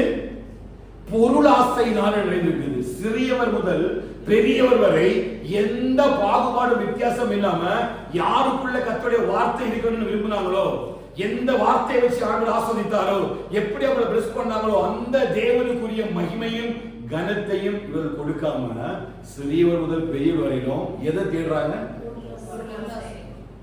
உலகத்தை தேடுறாங்க. ஹல்லேலூயா. கர்த்தர் நம்மை அவருக்காக தேர்ந்தெடுத்திருக்கிறார். இந்த வசனம் அப்படிதானே போதிக்கிறது. இந்த சீயோனுடைய நிலைமை இதுதான். இப்ப அடுத்து பாருங்க, அடுத்த வசனம் வாசிங்க. அடுத்தது இதுவும் அல்லாமல் தீர்க்கதரிசிகள் முதல் ஆசாரியர்கள் மட்டும் ஒவ்வொருவரும் பொய்யர். பாருங்க, இது முதல் யாருன்னா ஆசாரியரும் தீர்க்கதரிசிகளும் பொய்யர். என்ன போய் சொல்றாங்க? அடுத்த வாசிங்க. சமாதானம் இல்லாத இருந்தோம். சமாதானம் என்று சொல்லி என் ஜனத்தின் காயங்களை மேற்பூச்சாய் குணமாக்குகிறார். பாத்தீங்களா? வரவுல எல்லாரும் ஒண்ணும் பிரச்சனை, ஆண்டவரை ஆசீர்வதிப்பார். நீங்க எப்படி வேணாலும் வாழ்ந்துக்க, நீ என்ன வேணாலும் பண்ண, ஒண்ணும் பிரச்சனை இல்ல. This is what, right? இதுதான் சொல்றாங்க. இன்னைக்கு நீ உலகம் இப்படிப்பட்ட ஒரு சீயோனா தான் வாழ்ந்துட்டு இருக்குது. இன்னைக்கு சபைகள் எப்படி போகுது? இந்த ஜனங்களை பிரியப்படுத்தும்படியாக, ஜனங்களை நம்ம ஆஸ்வதிக்கும்படியாக, அவங்களிடத்தில் நன்மைகளை பெற்றுக் கொள்ளும்படியாக இந்த பொருளாசை எப்படி வருது? ஜனங்களிடத்திலிருந்து ஆசாரியரும் தீர்க்கதரிசிகளும் நன்மைகளை பெற்றுக் கொள்ளும்படியாக பொருளாசை உடையவர்களாய் அந்த மனுஷரை பிரியப்படுத்தும்படியா கர்த்தர் சொல்லாத காரியத்தை எல்லாம் பேசுறாங்க. வேதத்துல சொல்லாத சகல காரியத்தையும் பேசுறாங்க. பவுல் சொன்னாரு, நம்ம மனுஷருடைய பார்வைக்கு பிரியமா இருக்கிறவர்களாக ஊழியம் செய்யாமல் தேவனுடைய பார்வைக்கு பிரியமா இருக்க ஊழியம் செய்கிறோம். நாங்க வேத வசனத்தை கலப்படமாய் பேசாமல் தேவனிடத்திலிருந்து அருளப்பட்ட பிரகாரமாகவே பேசுகிறோம். ஆனா ஜனங்கள் என்ன பண்றாங்க? இன்னைக்கு ஜனங்கள் செவித்தினவர்களாகி தங்களுடைய இச்சைகளுக்கு ஏற்ற போதனை நியமித்துக் கொண்டு வழி விலகி போகிறார்கள். இதுதான் சீயோனுடைய பிரசன்ட் சிச்சுவேஷன். ஏன் சீயோனுடைய பிரசன்ட் சிச்சுவேஷன்னா கடைசி காலத்துல இந்த சீயோனை கூட்டிக் கொண்டு போகும்படிதான் கர்த்தர் வர போகிறார். ஹல்லேலூயா. கர்த்தரால் மீட்கப்பட்டவர்கள் ஆனந்த களிப்புடன் பாடி எங்க வருவாங்க? சீயோனுக்கு வருவார்கள். அவ கர்த்தரால் மீட்கப்படுறோம்னா கடைசியில மீட்கப்பட போற ஒரு கூட்டம் தான் நம்ம எல்லாரும் எங்க கொண்டு போறாரு? சீயோனுக்கு கொண்டு போகிறாரு. அப்ப சீயோனுக்கு போறதுக்கு முன்னாடி பார்க்கக்கூடிய நேரத்துல அங்க இருக்கிற சிறியவருடைய வாழ்க்கையும் பெரியவருடைய ஒரு சபை எடுத்துருங்க. அந்த சபையுடைய ஸ்ட்ரக்சரை பாருங்க. அங்க இருக்கிற சிறியவரும் பெரியவரும் வசனம் கேட்கிறாங்களா? வசனத்தின்படி நடக்கிறாங்களா? நம்ம வசனத்தின்படி பிள்ளைகளை நம்ம நடக்கிற அளவுக்கு பிள்ளைகளுக்கு அந்த வசனத்தை போதிக்கிறோமா? கர்த்தருக்கு பயப்படுற பயம் இருக்குதா? அவங்க ஆராதிக்கிறாங்களா? ஒரு நாள் ஜெபிக்கிறாங்களா? கர்த்தருக்கும் அவங்க இயேசுவுக்கும் அவங்களுடைய உறவு ரிலேஷன்ஷிப் எப்படி இருக்குதுன்னு பாக்குறோமா? இதெல்லாம் யாருடைய பொறுப்பு? தகப்பனுடைய பொறுப்பு. கிறிஸ்து சபைக்கு தலையா இருப்பது போல புருஷன் குடும்பத்துக்கு தலையா இருக்க பெரிய ரெஸ்பான்சிபிலிட்டி. சும்மா இல்ல, சீயோனுடைய நகரமே நீங்க தான். நீங்க பார்க்கணும், ஜெபிக்கிறாங்களா? எப்படி குடும்பம் நடக்குது? பிள்ளைகள் ஆண்டுகள் எப்படி இருக்கிறாங்க? அவங்க ரிலேஷன்ஷிப் எப்படி? மனைவி எப்படி இருக்கிறா? அப்படி என்று சொல்லி கிறிஸ்து எப்படி சபையை தலைவராக நடத்துகிறாரோ அப்படி புருஷருக்கு ஒரு பெரிய பொறுப்பை கொடுத்திருக்கிறார். புருஷர்களே, ஒரு பரிசுத்த கரங்களை உயர்த்தி ஜெபியுங்கள். ஆமென். அந்த சீயோனுக்காக தான் கர்த்தர் நம்மை நியமித்திருக்கிறார். ஹalleluya. சதவராமே சொல்லுவாங்க. அப்போ தீர்க்கதரிசிகளும் இன்னைக்கு போதகர்களும் ஆசாரியர்களும் சபைக்குள்ள என்ன சொல்றாங்க? பொய் சொல்றாங்க. சும்மா தலையில கை வச்சு அவங்க மனசுல தோணுதெல்லாம் சொல்லி விடுறாங்க. ஆசீர்வாதம் இல்லாம இருந்தாலும் ஆசீர்வாதம் சொல்றாங்க, சமாதானம் இல்லாம இருந்தாலும் சமாதானம் சொல்றாங்க, நீ எப்படி வாழணும்னு சொல்றாங்க, சபைக்குள்ள நீ எப்படி வேணாலும் இருன்னு சொல்றாங்க, எப்படிப்பட்ட வாழ்க்கை நீ வாழ்ந்துக்கன்னு சொல்றாங்க. ஆமென். ஆனா சீயோனுடைய குமாரத்தினுடைய நிலைமை இப்படி இருந்தா கர்த்தர் என்ன செய்வாரு? சீயோனை பழக்குவார். ஏன்? கர்த்தர் சீயோனை பார்க்கும் பொழுது நிறைய இருக்குது. இப்ப முடிப்பேன்னு தெரியல, அந்த வேகமா பாருங்க. அப்போ இந்த காரியத்தை எல்லாம் யாருக்குள்ள பாக்குறாரு? சீயோனுக்குள்ள. இப்படி எல்லாம் இருந்தாதான், கிறிஸ்துக்குள்ள இருந்தாதான் நம்ம என்ன மாற முடியும்னா மறுரூபம் அடைய முடியும். இந்த வசனம் தான் இதுக்குள்ள எனக்கு மாற்றத்தை உண்டு பண்ணுகிறது. இந்த கர்த்தருடைய வசனம் தான் எனக்குள்ள பிரவேசிக்கும் பொழுது எந்த இருளையும் மாற்றி வெளிச்சத்திலே கொண்டு வரும்படியாய் வசனம் கிரியை செய்கிறது. 15 வசனம் அடுத்த வசனம் வாசிங்க. 15 அவர்கள் அருவருப்பானதை செய்தது நிமித்தம் வெட்கப்பட்டு போகிறார்களோ? அருவருப்பான காரியத்தை செய்தனால வெட்கப்பட்டு போறார்களா? பரிசேயரும் வெட்கப்பட்டார்கள். நாணமும் அறியார்கள். ஆதலால் விழுகிறவர்களுக்குள்ளே விழுவார்கள். நான் அவர்களை விசாரிக்கும் காலத்தில் இடர்ந்து போவார்கள் என்று கர்த்தர் சொல்கிறார். அருவருப்பான காரியத்தை எங்க செய்றாங்க? சீயோன் குமாரத்தி செய்கிறார். எங்க? சீயோனுக்குள்ள, தேவனுடைய வாசஸ்தலத்துக்குள்ள. either the building of the church or my body of Christ. இந்த சரீரமாகிய சபையானாலும் சரி, இந்த ஆலயமாகிய சபையானாலும் சரி, இந்த கட்டிடமாகிய சபையானாலும் சரி, அசுத்தமானதையும் அருவருப்பானதையும் எங்க செய்யக்கூடாது? சொல்லுங்க. தெரிந்து கொள்றீங்களா? நான் ஏன் தெளிவா பேசுறேன்னா, முதல்ல நம்ம ஸ்திரப்பட்டாதான் இன்னொரு கூட்டத்தை ஸ்திரப்படுத்த முடியும். இன்னொரு சுவிசேஷம் நம்ம போய் சொல்லணும்னா நாளுக்கு ஒண்ணா சொல்ல முடியாது. அதான் பவுல் தெளிவா தீமோத்தேயுக்கு எழுதுறாரு, நீ ஊழியம் பண்ணு, எல்லாம் பண்ணு, பட் ஒண்ணு பண்ணு, நீ முதல்ல ஸ்திரப்படு. சத்தியத்துல ஸ்ட்ராங்கா இருந்தாதான் நம்ம இன்னொரு ஆளுக்கு சத்தியம் சொல்லும் பொழுது அவங்களை சத்திய பாதை நடத்த முடியும். ஏதோ அவனை கூட்டிட்டு வந்து ஒரு ஞானஸ்நானம் கொடுத்து அவங்க ஒரு சேர்ல உட்கார வைக்கிறாங்க, அவர் ரட்சிக்கப்பட மாட்டான். அது ரட்சிப்புடைய ஆரம்பம் தான். முடிவு வரையும் நிலைநிற்கிறவங்க தான் ரட்சிக்கப்படுவார். நிலைநிற்கணும் அப்படின்னா வேத வசனமாகிய சத்தியத்தின்படிதான் நிற்க முடியும். சொல்லுங்க, கேக்குறீங்களா? நம்ம கொஞ்சம் பேரா இருந்தாலும் சத்தியத்துல ஸ்திரப்பட்டு வச்சிருங்க, இன்னொரு ஆள சத்தியத்துல தைரியமா நடத்தலாம், என்ன ஆனாலும் நடத்தலாம். ஏன் ஸ்திரப்படணும்னா, நீ சத்தியத்துல ஸ்திரப்பட்டாதான் இன்னொரு நல்ல உபதேசம் உனக்குள்ள வரும்பொழுது அது உன்னை சேதப்படுத்தாது. நீயே பேலன்ஸ் இம்பேலன்ஸிங்கா இருந்துச்சுன்னா இன்னொரு நல்ல உபதேசம் வரும்போது நீ விழுந்து போயிடுவா. அதுக்காக பவுல் சொல்றாரு, தீமோத்தே, முதலாவது நீ தேவனுடைய கிருபையில பலப்படு, முதலாவது நீ ஸ்திரப்படு, அப்புறம் சுவிசேஷம் எடுத்துட்டு வா. ஆமென் சொல்லுங்க. சொல்ல புரியுதா? புரிஞ்சவங்க ஆமென் சொல்லுங்க. ஹalleluya. அப்ப சீயோனுடைய வாழ்க்கையே இதுதாங்க. சீயோன் இப்படிதான் செயல்பட வேண்டும். ஒரு நாள் மனுஷனை பிரியப்படுத்தும்படி ஒரு காரியமும் பேசிட கூடாது. நம்ம சொல்ல வேண்டிய காரியத்தை சத்தமா சத்தியமா சொல்லணும். இல்லையா? உங்களுடைய வசனங்கள் எப்படி இருக்கணும்? சாரம் இருந்ததா இருக்கணும். பவுல் சொல்றாரு, பவுலுடைய உபதேசம் இதுதான். தீமோத்தேயு எழுதும்போது அழகா தீமோத்தேயு உன்னுடைய ஆவியிலும் ஆத்துமாவிலும் விசுவாசத்திலும் அன்பிலும் எல்லாவற்றும் முதல்ல விசுவாசங்களுக்கு நீ முன்மாதிரியா இரு. நீ ஃபர்ஸ்ட் வந்து ஸ்ட்ராங்கா உன்னை எஸ்டாப்லிஷ் பண்ணிக்க, சத்தியத்தை விட்டு விலக மாட்டான்னு சொல்லி வச்சுக்க, அப்புறம் நீ சுவிசேஷத்தை அறிவி. அல்லேலூயா. அப்போ சபைக்குள்ள ஆனாலும் சரி இல்லையா, இந்த சபைக்குள்ள ஆனாலும் சரி, சபைக்குன்னு ஒரு ஒழுங்கு இருக்கு இல்லையா, நம்ம எப்படி ட்ரெஸ் பண்ணணும், எப்படி சபைக்குள்ள உட்கார்ந்து இருக்கணும், எப்படி பயத்தோட பக்தியோட இருக்கணும், இதெல்லாம் நம்ம பிள்ளைகளுக்கு சொல்லிக் கொடுக்கணும். சபையிலே தெரிந்து கொள்ள வேண்டும். அப்படி அந்த அருவருப்பை உள்ள வைக்கிறதுனால இந்த சீயோன் குமாரத்தி என்ன செய்யல, வெட்கப்படல. அல்ல பரிசேதம் வெட்கப்படார்கள். ஆனா ஆரம்பத்துல சீயோன் குமாரத்தி எப்படி இருந்தா, ஆராதனை வரும்பொழுது ஆசாரியர் உள்ள வர்றாங்க, ஆசாரியர்கள் ஆஸ்வதிக்கிறாரு, தேவ மகிமை இருக்குது. சாரமும் சொல்லலாம், அங்க ஆசாரியர் ஊழியம் செய்யக்கூடாதபடிக்கு ஒரு தேவ மகிமை அந்த ஆலயத்தை மூடினது. அங்க ஆண்டவர் வாசம் பண்ணினார், அங்க ஒரு பெரிய பரிசுத்தம் இருந்தது. ஆனா எப்போ அந்த ஆலயத்துக்குள்ள அருவருப்புகளை கொண்டு வைத்தாரோ, யார் கொண்டு வச்சது தெரியுமா? ஆலயத்துக்குள்ள அருவருப்பு முதலாவது யூதா கோத்திரத்தில் முதலாவது அருவருப்பு ஆலயத்துக்குள்ள கொண்டு வச்சது. பெரியதா மனாசேயுடைய கிடைக்கிறீங்களா? மனாசே யாரு? எசேக்கியாவின் மகன் இல்லையா? அவன் தேவனுடைய மகிமை விளங்கும் என்று சொன்ன ஆலயத்துல என்ன கொண்டு வந்தான்? விக்கிரகங்களை கொண்டு வைத்தான், அருவருப்புகளை கொண்டு வைத்தான். இந்த எரேமியாவும் ஒருத்தர் இருக்கிறான் தெரியுமா? யாரு? இந்த ராஜ்யம் ரெண்டா பிரிக்கப்பட்டது. ரெகேபியாம் எரேமியாம் பிரிக்கப்பட்டது இல்லையா? ரெகேபியாம் யாரு? சாலமோனுடைய பையன். எரேமியாம் யாரு? இன்னொரு மனுஷன். அவனுக்கு தான் 10 கோத்திரம் ஆண்டு கொடுக்கிறார். இவன் என்ன பண்றான்? ஈனமானவர்களெல்லாம் கூட்டிட்டு வந்து ஆசாரியர்கள், நீ வா, நீ ஊழியக்காரர், நீ கூட நடத்து, நீ வா வொர்ஷிப் பண்ணு.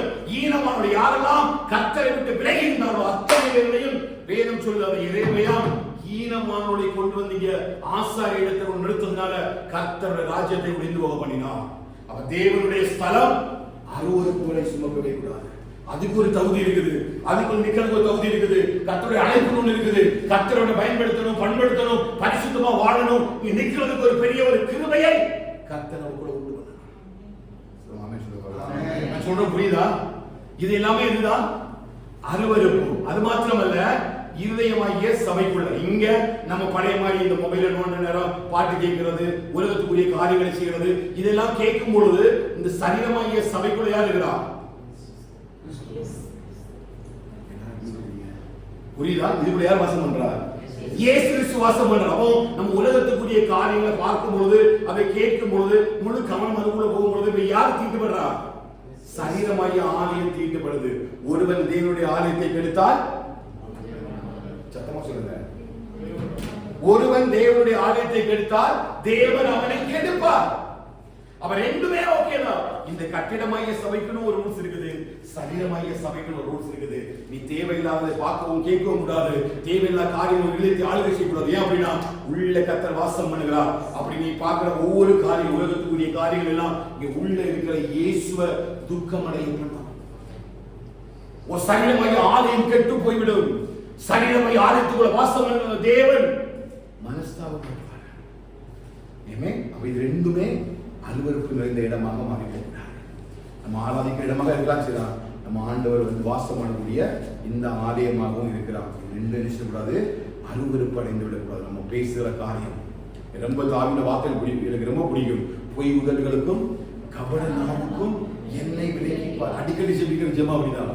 சில நேரங்கள் நம்ம அறியாமலே கோபம் வந்துருது, பொய் வந்துருது, எதாவது பேசிடுறோம், எல்லாம் அங்கேயே ஜெபிப்பேன். கபட நாவுக்கும் பொய் உதடுகளுக்கும் என்னை விலக்கிக்கார். இன்னொரு சொல்றாரு, என் கபட நாவில் இன்று பிறக்கும் விண்ணப்பத்திற்கு செவி கொடும். எப்படி?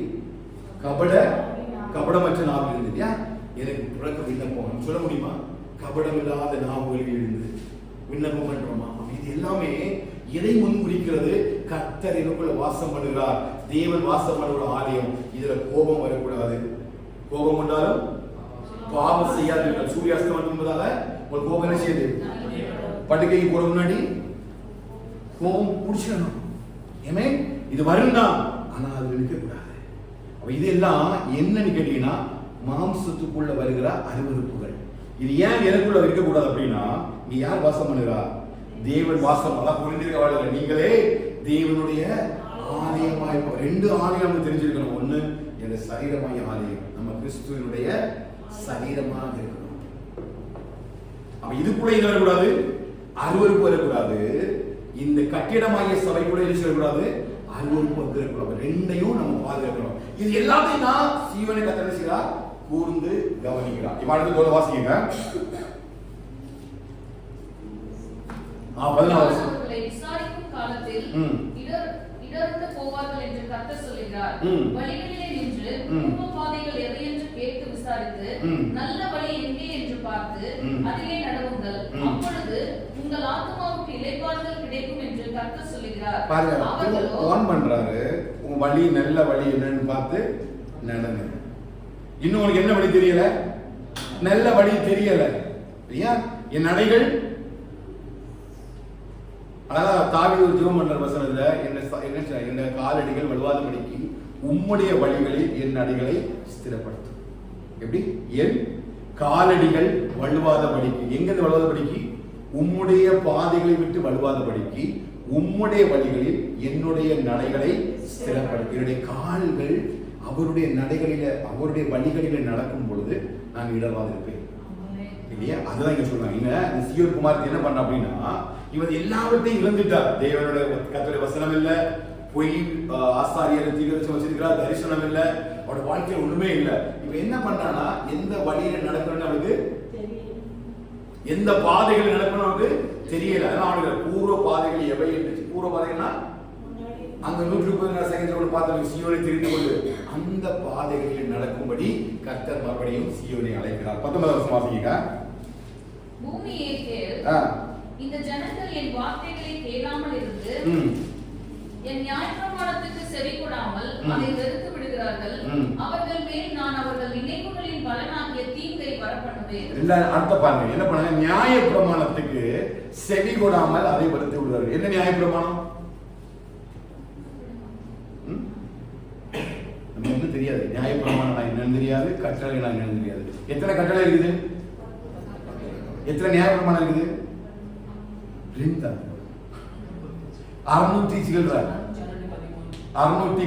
நியாயப்பிரமாணம். என்ன நியாயப்பிரமாணம்? நான் எப்படி நடக்கணும், நான் எப்படி ட்ரெஸ் பண்ணணும், என்னுடைய ஆகாரம் எப்படி இருக்கணும், என்ன மாதிரிப்பட்ட வாழ்க்கை வாழணும் என்கிற ஒரு நியமத்தை கற்று வச்சிருக்கிறார் இல்லையா? ஃபார் எக்ஸாம்பிள், ஆண்களுடைய பெண்கள் தரிக்க கூடாது எழுதியிருக்கா இல்லையா? அப்படி பண்ணலாமா? பண்ணக்கூடாது இல்லையா? எக்ரி பண்றீங்களா? நியாயப்பிரமாணத்துல சில காரியம். ஏன் அப்படின்னா, கர்த்தருடைய பிள்ளைகளுக்குன்னு ஒரு பிரமாணம் இருக்குது. நம்ம என்ன பண்ணக்கூடாது? ஆண்களுடைய பெண்கள் தெரிஞ்ச கூடாது. அப்புறம் முடியின் ஓரங்களை வெட்டக்கூடாது. தாடியின் ஓரங்களை நினைச்ச கூடாது. படிச்சிருக்கீங்களா நீங்க? எல்லாம் படிச்சிருக்கீங்க. என்ன நேரம் படிச்சிருக்கீங்களா? இது ரெண்டுமே நான் எப்பவுமே ஒரு போதகரை பார்க்கும் பொழுதும் ஒரு ஊழியக்காரனை பார்க்கும்பொழுது நான் அடையாளம் கண்டுகொள்வது அப்படிதான். ஏன்னா வேதத்தை படிக்கிறது முன்னாடி எனக்கு தெரியாது. ஆனா அதை படிக்கும் பொழுது அது எனக்கு புதுச்சு. என்ன புதுச்சுன்னா, நான் அப்படி ஒரு புதுக்க கிடையாது. பாருங்க, ஒரு பெரிய ஒரு ஸ்ட்ரக்சர், ஒரு மாடல் எங்க வந்துட்டு பாத்தீங்கன்னா சபைக்குள்ள வந்துட்டு என்ன வந்துன்னா, பாஸ்டர் என்ன பண்றாங்க, இங்க நல்லா ஒட்ட வெட்டி கோடு போட்டுறாங்க. தாடி எப்படி விட்டுக்கிறாங்க பாத்தீங்களா? பாத்தீங்களா இல்லையா? நீங்க தலையின் ஓரங்களையும் தாடியின் ஓரங்களையும் எப்படி விடுவாங்க. இப்ப நம்ம வாழ்ற இடத்துல நம்ம நிறைய பேர் பார்க்க முடியும் இல்லையா? அவங்க அந்த பசங்க நிறைய இதே தான் யாரும் பண்றா, பாஸ்டர்ஸும் பண்றாங்க. ஆனா வேதத்தின்படி அது தவறானது. ஏன் தவறானு கேட்டீங்கன்னா, இந்த எகிப்திய தெய்வங்கள் இப்படிப்பட்ட அலங்காரத்தை உடையதாக இருந்தது. நீங்க கூகுள்ல போய் அடிச்சு எகிப்திய அந்த காட்ஸ் பாத்தீங்கன்னா, ஐடல்ஸ் பாத்தீங்கன்னா, அதனுடைய முள் அமைப்பு எப்படி இருக்கு பாத்தீங்கன்னா, முடி இங்கேயும் இங்கெல்லாம் ஓரம் கட்டி ஒரு மாதிரி டைப்ல இருக்கும். அதனால ஆண்டவர் சொன்னாரு, நீ அதை என்ன செய்யக்கூடாது, பின்பற்றக்கூடாது. அவங்க தன்னுடைய தெய்வத்துக்காக கைகளை கீறினாங்க, பச்சை குத்தினாங்க, எல்லா காரியங்களையும் சரத்தை கீறி கொண்டார்கள். ஆனா உன் தேவனாய கர்த்தர் பரிசுத்தராய் இருப்பது போல நீயும் பரிசுத்தராய் இருக்கும்படிக்கு கர்த்தர் உன்னை அழைத்திருக்கிறார். அந்த தேவனாய கர்த்தரின் மகன் நீ பயந்திரு. அந்த பயத்தை கர்த்தர் நமக்கு கொடுக்கிறார். அப்ப நம்ம என்ன செய்யக்கூடாதுன்னா, நம்முடைய முடிவெற்ற விதம், நம்முடைய உடையுடைய விதம், நம்முடைய நடையுடைய விதம், நம்முடைய பேச்சு, உடை, பாவனை எல்லாம் எப்படின்னா பரிசுத்தவான்கள் ஏற்றபடி தெரிவித்தது. சொல்லுங்க.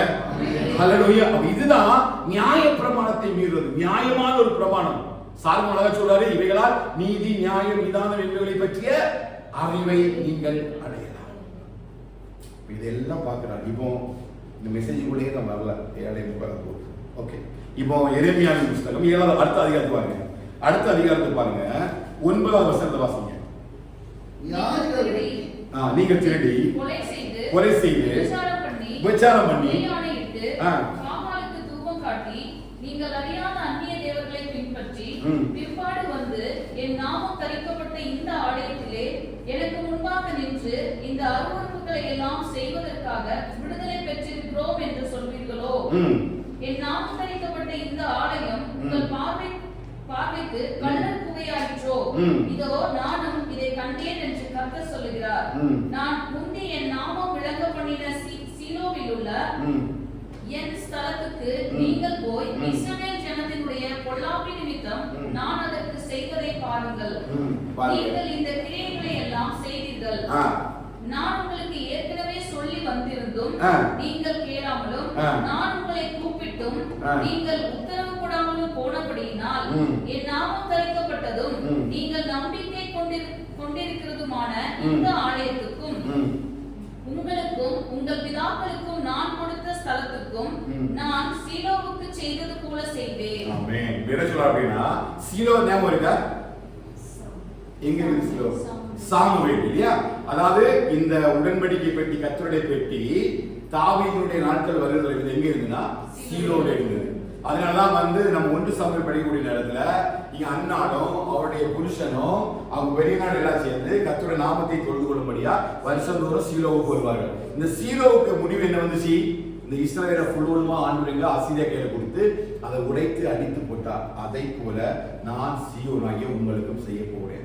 காரணம் என்ன அப்படின்னா என்னுடைய நாமம் வாசம் பண்ணும்படி நாமம் தரிக்கப்பட்ட அந்த ஆலயத்தை நீங்கள் எடுத்து போட்டீர்கள். அப்ப சீயோனுடைய உடைவு என்னன்னு பாத்தீங்கன்னா எப்ப ஆலயத்துக்கு விரோதமா எழும்ப ஆரம்பிச்சாங்க இல்லையா? நம்முடைய ஆலயத்துக்கு விரோதமா எழும்ப ஆரம்பிச்சாங்களோ கர்த்தருடைய நாமம் தரிக்கப்பட்ட அவருடைய சரீரமாகிய ஆலயத்துக்கு விரோதமா பேசுற, அதாவது பொய்யான என்று பாருங்க சொல்லுவாங்க, நீங்க திருடி கொலை செய்து உபச்சாரம் பண்ணி பொய்யான இட்டு பாகாலுக்கு தூபம் காட்டி நீங்கள் அறியாத அந்நிய தேவர்களை பின்பற்றி பிற்பாடு இதெல்லாம் உலகத்துக்குரிய காரியங்கள் தான் செய்துட்டு இல்லையா? ஞாயிற்றுக்கிழமை காலையில வெள்ளை போட்டுட்டு தலைவலியை மூடிட்டு விசுவாசி பைபிளை கொண்டு ஓடி ஃப்ரெண்டு சீட்ல உட்கார்ந்து இருக்குது. ஆனா மற்ற 6 நாளும் ஊராக அடித்தடி எல்லாம் முதல்ல எல்லாத்துக்கும் தான் முன்ன நிற்கிறது. அப்போ நீ அங்க அவ்வளவு அநியாயங்களை செய்துட்டு நீ சபைக்குள்ள ஃப்ரெண்டு சீட்ல உட்கார்ந்து நீ பண்ணினாலும் கர்த்தர் உன்னை கேட்க மாட்டார். கண்டிப்பா கர்த்தர் உன்னை பாழாக்குவார். சரியா? இன்னும் நிறைய இருக்குது சீயோனுடைய காலம். இப்படி இருந்ததுனாலதான் கர்த்தர் என்ன பண்ணார்னா சீயோனை பாழாக்கி விட்டார். இப்ப நீங்க புலம்பல முடிஞ்சா நீங்க இதோட தொடர்ச்சியை நீங்க கேட்கணும், உங்களுக்கு விருப்பமா இருக்கு நான் படிக்கணும்னு நினைச்சீங்கன்னா நீங்க புலம்பல வாசித்தீங்கன்னா அந்த பாழாக்கக்கூடிய தன்மை புலம்பல ஃபுல்லா கொடுக்கப்பட்டது. இப்பதான் நம்ம மெசேஜுக்குள்ளே போறோம். இப்ப ஏசாயா 52 எழுதுவாங்க. 5 வருஷத்துல முடிச்சிடுறேன், முடிவை மட்டும்தான். இப்ப ஏசாயா 52 அதிகாரத்துல ஆண்டவர் என்ன சொல்றாரு அப்படின்னா பாருங்க, சீயோனே உன் வல்லமை என்ன செய், தரித்துக்கொள், பரிசுத்த நகரமாகிய எருசலேமே உன் அலங்கார வஸ்திரங்களை உடுத்திக்கொள், விரித்த சேதனம் இல்லாதவனும் அசுத்தனும் இனி உன்னிடத்தில் வருவார். என்ன பண்ண போறார் அப்படின்னா மறுபடியும் ஆண்டவர் சீயோனை சீரமைக்க போறார். எப்படி சீயோன் மாறப்போகுது அப்படின்னா இப்ப 51 அதிகாரம் 3வது வசனத்தை வாசிங்க. மாசம் முடிக்க போறோம்.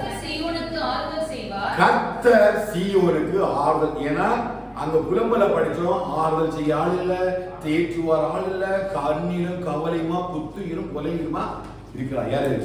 சீயோன். எப்படி இருந்த சீயோன்? செல்வ செழிப்பா ரூபவதியா இருந்த ஆண்டவரால் தெரிந்து கொள்ளப்பட்ட சீயோன் இவன் கண்ணீரும் கவலையும் குத்துயிருமா கிடக்கிறார். ஆண்டவர் சொல்றாரு, இல்லம்மா நான் மறுபடியும் சீயோனுக்காக ஆறுதல் செய்யப்படும். புலம்பலை படிச்சீங்கன்னா ஆண்டவர் சொல்றாரு, உன்னுடைய தண்டனை இதோட முடிஞ்சு போச்சு, இனி அங்க ஒண்ணுமே ஒரு வருஷம் வாசல் வந்துருமா? அப்ப கரெக்டா புலம்பல் 4 அதிகாரத்துல வாங்க. புலம்பல் 4:22 வாசிங்க. சீயோன் குமாரத்தியே உன் அக்கிரமத்துக்கு வரும் தண்டனை தீர்ந்தது. போதும், இனி ஒரு என்ன பண்ண மாட்டாரு, அப்புறம் சிறைப்பட்டு போக விடார் அப்படின்னு சொல்லிட்டு எங்க 51 சொல்றாரு. கர்த்தர் சீயோனுக்காக ஆறுதல் செய்வார். அடுத்தது அவர் பாழாக்குவேன்னு சொன்னாரு, அதை பாழாக்கி முடிச்சாரு இல்லையா? கண்டிப்பா நம்ம பாவம் செய்தோம் அப்படின்னா கண்டிப்பா பாழாக்கி போட்டுருவாங்க. யாராவது அப்படி சொன்னாங்கன்னா நம்பாதுங்க. இப்ப செய்யற பாவத்தையும் எங்கேயும் பாதியில ஒவ்வொரு நாளும் பயத்தோடு நடுக்கத்தோடு நம்மளை ரட்சித்து நிறைவேற பிரயாசப்பட வேண்டும். சத்தியத்தை விட்டு விலகிட்டனா தட்டிடுவாரு. அவர் இறக்கவும் மன உருக்கம் உள்ள தேவன் தான், ஆனா சத்தியத்துக்கு வைராக்கியம் பாராட்டுகிற தேவன். அப்படிதான் சீயோன் என்ன பண்ணாரு, பாழாக்கி போட்டாரு. ஆனா கொஞ்ச நாள் தண்டனை முடிவு. கண்டிப்பா தண்டனை இருக்குதுங்க, தண்டனை இல்லாம இல்லை. நாம் செய்கிற நன்மைக்காவது தீமைக்காவது கண்டிப்பா ஒவ்வொருவரும் நியாயஸ்தானம் என்பதாக நிற்க வேண்டும். நான் செய்த எல்லா பாவத்துக்கும் நிற்கணும். நான் ஞானஸ்நானம் எடுத்த பிறகு என்னெல்லாம் செய்திருக்கிறோம் அத்தனை தண்டனைகள் இருக்கணும் தெய்வ சமத்துக்கு முன்னாடி. ஆமென். அதை பார்த்து நம்ம ஓடணும். ஒவ்வொரு காரியத்திலையும் தேவனுடைய காரியங்கள் ஆலயமா இருந்தாலும் சரி, சங்கமாய் ஆலயமா இருந்தாலும் சரி, தேவனுடைய வார்த்தையாக இருந்தாலும் சரி, எந்த கிரிகள் ஆனாலும் சரி, சீயோனை குறிச்சு கர்த்தர் கண்காணிப்பா வச்சிருப்பார். ஏன் அப்படின்னா சீயோன் நெடுகுமாரத்தி. ஃபர்ஸ்ட் எக்ஸாம்பிள், 100 பிள்ளைகள் விளையாடிட்டு இருந்தாலும் நம்ம பிள்ளை அந்த இடத்துல நின்னா நம்ம பிள்ளையை பார்த்துட்டே இருக்கும். ஏன்? அதை கீழே விழுந்துடக்கூடாது, அடிபற்றக்கூடாது. 100 பிள்ளைகள் விளையாடணும், ஆனா நம்முடைய கண்கள் யாரை தேடும்? அது மாதிரி உலகத்தில் எத்தனை பேர் இருந்தாலும் கர்த்தருடைய கண்கள் சீயோன் குமாரத்தை தான் பார்க்கணும். நீ மிஸ் ஆகக்கூடாது. எந்த காரியத்துல என் பிள்ளை நான் விட மாட்டேன். அவர்தான் கண்ணீரோடு இருக்கிறார். பாவம் செய்து கொள்ளலாம், எனக்காக பரிந்து பேசுகிறார் இல்லையா? ஒன்றியவால சொல்லப்பட்ட 2வது சொல்றாங்க, நமக்காக பரிந்து பேசுவதை இருக்கிறார். அவர் ஒருவரை இழந்துள்ளது சித்தம் இல்லை. ஒவ்வொரு நாளும் பாவம் செய்யும் பொழுது, தேவனை விட்டு தூரமாய் போகும் பொழுது எனக்காக பரிந்து பேசுறாரு. அப்படின்னா எனக்கு ஆதரவு செய்ய விரும்புகிறார். என் பாழான ஸ்தலங்களை எல்லாம் கர்த்தர் மறுபடியும் கட்ட போகிறார். சீயோனை பார்க்கிறவங்க என்ன பண்ணாங்கன்னா, இனி சீயோனுக்கு தேர்தல் இல்லை, ஆதரவு இல்லை சொல்றவங்க எல்லாம் அவருடைய கண்கள் முன்பாக மறுபடியும் கர்த்தர் எனக்காக ஒரு பந்தியை ஆயத்தப்படுத்துகிறார். அந்த பந்தி தான் இந்த 3வது வசனம். இப்ப வாசிங்க. பாழான ஸ்தலங்களை எல்லாம்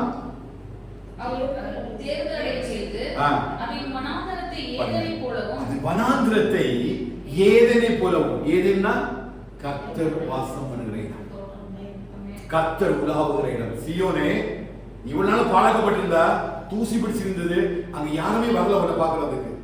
வழிநடி ஆட்கள் இல்லாம எல்லாருமே சோர்ந்து போயிருக்காங்க. இப்போ உன்னை தேடி வருவார் மறுபடியும் வருகிறார்.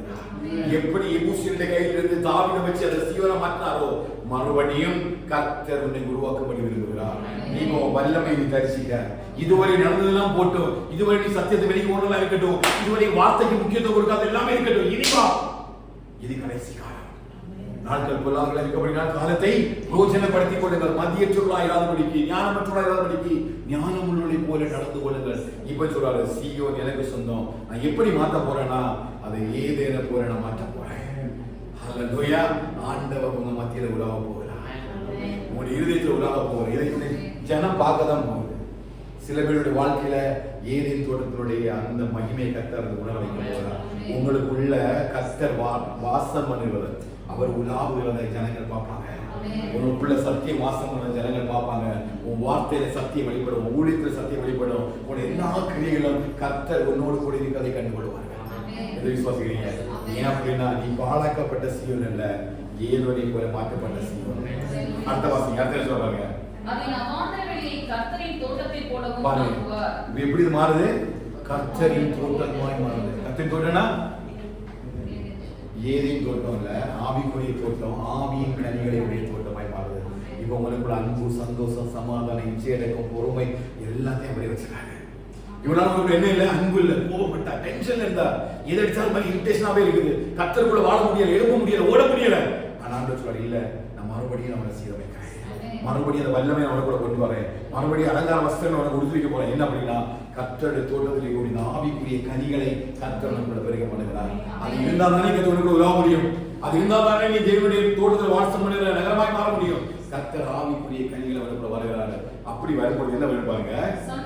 இப்போ வாழ்க்கையோட பெரிய சந்தோஷம். சில சீயோனு கூட சந்தோஷத்தை கர்த்தர் பண்ணுகிறார்.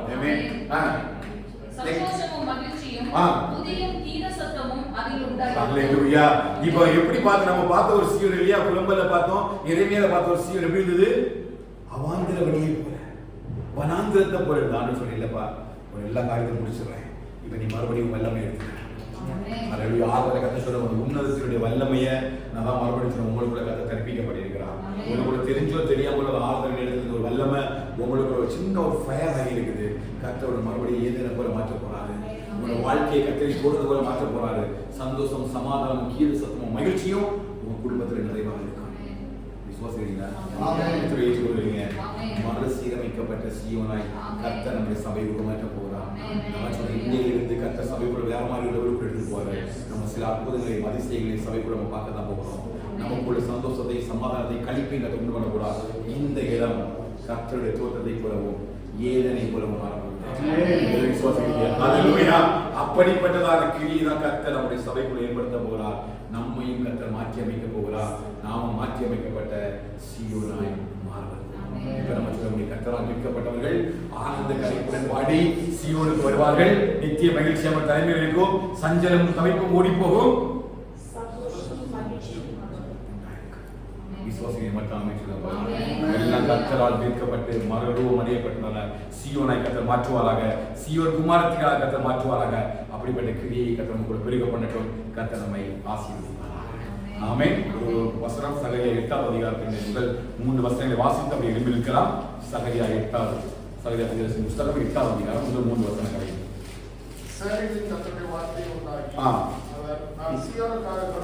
நான் சீயோனுக்காக கடும் வைராக்கியம் கொண்டேன், மகா உக்கிரமான வைராக்கியம் கொண்டேன் என்று சேனைகளின் கர்த்தர் சொல்கிறார். நான் சீயோனுக்கு திரும்பி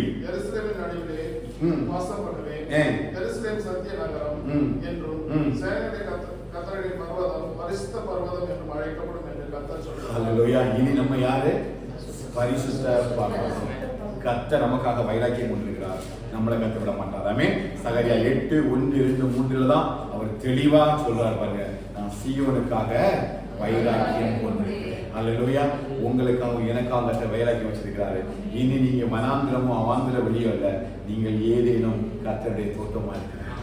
கண்மலை தண்ணீர் தடாகமாகவும் கற்பாறைகளை நீரூற்றுகளாக மாற்றுகிறவர் கர்த்தர் மறுரூபமாய் கர்த்தர் மாற்றுகிறார். வல்லமையை தரித்துக் கொள்ளுங்க, அலங்கார வஸ்திரத்தை எடுத்து உடுத்திக் கொள்ளுங்க. மறுசீரமைக்கப்பட்ட சீயோனாய் மாறுங்க. மறுசீரமைக்கப்பட்ட சீயோன் எப்படிப்பட்டதுன்னா ஏதேன் தோட்டத்தை போல ஒரு கர்த்தருடைய தோட்டம். கர்த்தர் நல்லவர். ஆமென். ஹல்லேலூயா. கிருபை உள்ளவரே, துதிக்கிறோம் ஆண்டவரே. ஒரு நிமிடம் எல்லா தேவசனங்களும் ஒவ்வொரு வசனத்தின்படி கர்த்தர் நம்மை ஒரு ஏதேன் தோட்டமாக மாற்றட்டும். கர்த்தர் நம்மை ஏதேன் தோட்டமாக மாற்றட்டும். ஹல்லேலூயா. கிருபை உள்ளவரே, ஒரே ஒரு நிமிஷம் அப்படி எல்லாம் கண்கள் நாமத்தின் மகிமைக்காக நம்ம பேசின வார்த்தைகளை நம்ம ஒப்பு கொடுக்கலாம். நம்ம இவ்வளவு எப்படி வாழ்ந்தோன்னு எனக்கு தெரியாது. ஆனா ஆவியானவர் சொல்ல மறுபடியும் நம்ம ஒரு பெரிய சீயோனாகத்தை மாற்ற விரும்புகிறோம். வெள்ளமை நம்ம கூட தெரிவித்து அலங்கார வஸ்திரங்களை உடுத்தி கர்த்தர் கிருபையா ஒரு பெரிய ஏதனை போல ஒரு கர்த்தருடைய தோட்டத்தை போல மாற்ற விரும்புகிறார். நீங்க மாற விரும்புறீங்கன்னா ஆண்டவர் சொல்லுங்க, உங்களுடைய வசனம் ஆண்டவர் எனக்கு ஆசீர்வாதமாக இருக்கட்டும். முதல் குற்றச்சாட்டே கர்த்தருடைய வசனம் உங்களுக்கு நேரடியாக இருந்தது. கர்த்தருடைய வசனம் சத்தியம் நமக்குள்ள இல்லைன்னா நம்மளால வாழவே முடியாது. அந்த சத்திய வசனத்துக்கு என்று சொல்லி நம்ம ஒப்பு கொடுப்போம். கர்த்தருடைய வார்த்தைக்கு என்று சொல்லி ஒப்பு கொடுப்போம். எதை விட்டாலும் கர்த்தருடைய வார்த்தையை விட்டுறாதுங்க. நேரம் எடுத்து வசனத்தை வாசிங்க, அதை தியானித்து ஆராய்ந்து பாருங்க. பைபிள் ஸ்டடியில வந்து கலந்து வார்த்தையை கேளுங்க. எவ்வளவு கேட்க முடியுமோ அவ்வளவு கேளுங்க. இந்த வார்த்தை தான் உங்களை மறுரூபமடைய செய்ய முடியும். இந்த வார்த்தை தான் ஏதேன் தோட்டத்தை போலவும் கர்த்தருடைய தோட்டத்தை போலவும் மறுபடியும் நம்மளை உருவாக்கும். உருவாக்குமே என்னை, உருவாக்குமே, உருவாக்குமே என்னை, உருவாக்குமே என்னை தருவீரே, தருவீரே உம் கரத்தில் என்னை படைக்கிறேன், படைக்கிறேன் உம் பாதத்தில் என்னை தருவீரே, தருவீரே. எத்தனை சொல்ல முடியும்? என்னை படைக்கிறேன், படைக்கிறேன் உம் பாதத்தில் என்னை தருவீரே, என்னை தருவீரே, தருவீரே உம் கரத்தில் என்னை படைக்கிறேன், படைக்கிறேன் உம் பாதத்தில் உருவாக்குமே என்னை, உருவாக்குமே, உருவாக்குமே என்னை, உருவாக்குமே. பரிசுத்தம் இருக்கும் பிதாவே, நீங்க மறுபடியும் நல்ல ஒரு ஏதேன் தோட்டத்தை போலவும் கர்த்தருடைய தோட்டத்தை போல ஒரு சீயோனாய் எங்களை மாற்றியிருப்பதற்காக ஸ்தோத்திரம். இந்த வார்த்தைகளுக்காக நன்றி சொல்றேன் தாமே. எங்களோட பேசுகிற ஒவ்வொரு வார்த்தைகளும் எங்களுடைய வாழ்க்கையில் ஆண்டவரே கனி கொடுக்கத்தக்கதான கிருபைகளை தாருங்கள். வசனத்துக்காக சத்தியத்துக்காக ஓடக்கத்த கிருபை செய்யுங்க ஆண்டவரே. தெய்வ பிரசன்னம் நம்மோடு கூட இருந்து ஆளுகை செய்யட்டும். கர்த்தருடைய ஆவியான நிறைவாக நம்மோடு கூட ஆளுகை செய்யட்டும் ஆண்டவரே. சபையை பாதுகாத்து இந்த வாரம் நடக்கிற எல்லா ஊழியர்களுக்கு ஆசிரியர் ஜெபிக்கிறோம். இந்த மாசம் முடிவு நாட்கள் நைட் பிரேயர் ஆண்டவரே. இந்த புதிய மாசம் ஆசீர்வாதமாக இருக்கட்டும் ஆண்டவரே. புதிய மாசத்துக்குள்ள ஆண்டவரே புதிய வாக்குத்தத்தோடு பிரவேசிக்கிற கிருபையாக நாங்கள் ஜெபிக்கிறோம் தாமே. ஒவ்வொருடைய ஆசிரியர்களுடைய வேலைக்கு போறவங்க ஆண்டு கையில் பிரயாசத்தை எல்லாருக்கும் ஆசிரியர் போக்கிய வரத்துல கூடுங்க. பிள்ளைகளுக்காக ஸ்தோத்திரங்க தாவே. அப்பா விடுமுறை முடிந்து ஆண்டு மறுபடியும் ஸ்கூலுக்கு போகும்போது கர்த்தருடைய கரப்பிள்ளையோடு கூட ஆசிரியர்களுக்கு தெரிவிச்சு நாங்கள் ஜெபிக்கிறோம். தேவனுடைய கரங்களை முற்றுமாய் வழிநடத்திருக்கோம். மானுடைய கிருபைக்குள்ள கூடி வளர்த்து கொடுங்க. சகல புதிய மகிமையிலா நம்ம உமக்கு செலுத்துகிறோம். இயேசுவின் நாமத்தில் ஜெபிக்கிறோம் எங்கள் ஜீவனுள்ள நல்ல பிதாவே. என் அசைசுவின் ஆத்துமாவே கர்த்தரை ஸ்தோத்திரி. முழுவதுமே பரிசுத்த நாமத்தை ஸ்தோத்திரி. என் ஆத்மாவே கர்த்தரை ஸ்தோத்திரி. கர்த்தர் செய்த சகல உபகாரங்களையும் மறவாதே. ஆமென். ஆசீர்வாதம் நம்முடைய கர்த்தராகிய இயேசுவின் கிருபையும் பிதாவாகிய தேவனுடைய அன்பும் பரிசுத்தாவின் ஐக்கியமும் சிநேகமும் இன்றும் என்று சதா காலங்களிலும் ஆண்டவராகிய இயேசு வரைவிலும் சகல பரிசுத்தவான்களோடும் சபையோடு தங்கியிருப்பதாக. ஆமென் ஆமென் ஆமென். ஹல்லேலூயா ஹல்லேலூயா ஹல்லேலூயா. கர்த்தருடைய ஆசீர்வாதமாக சமாதானம். சிலுவை சுமந்து இயேசுவின் பின் சிரித்த முகமாய்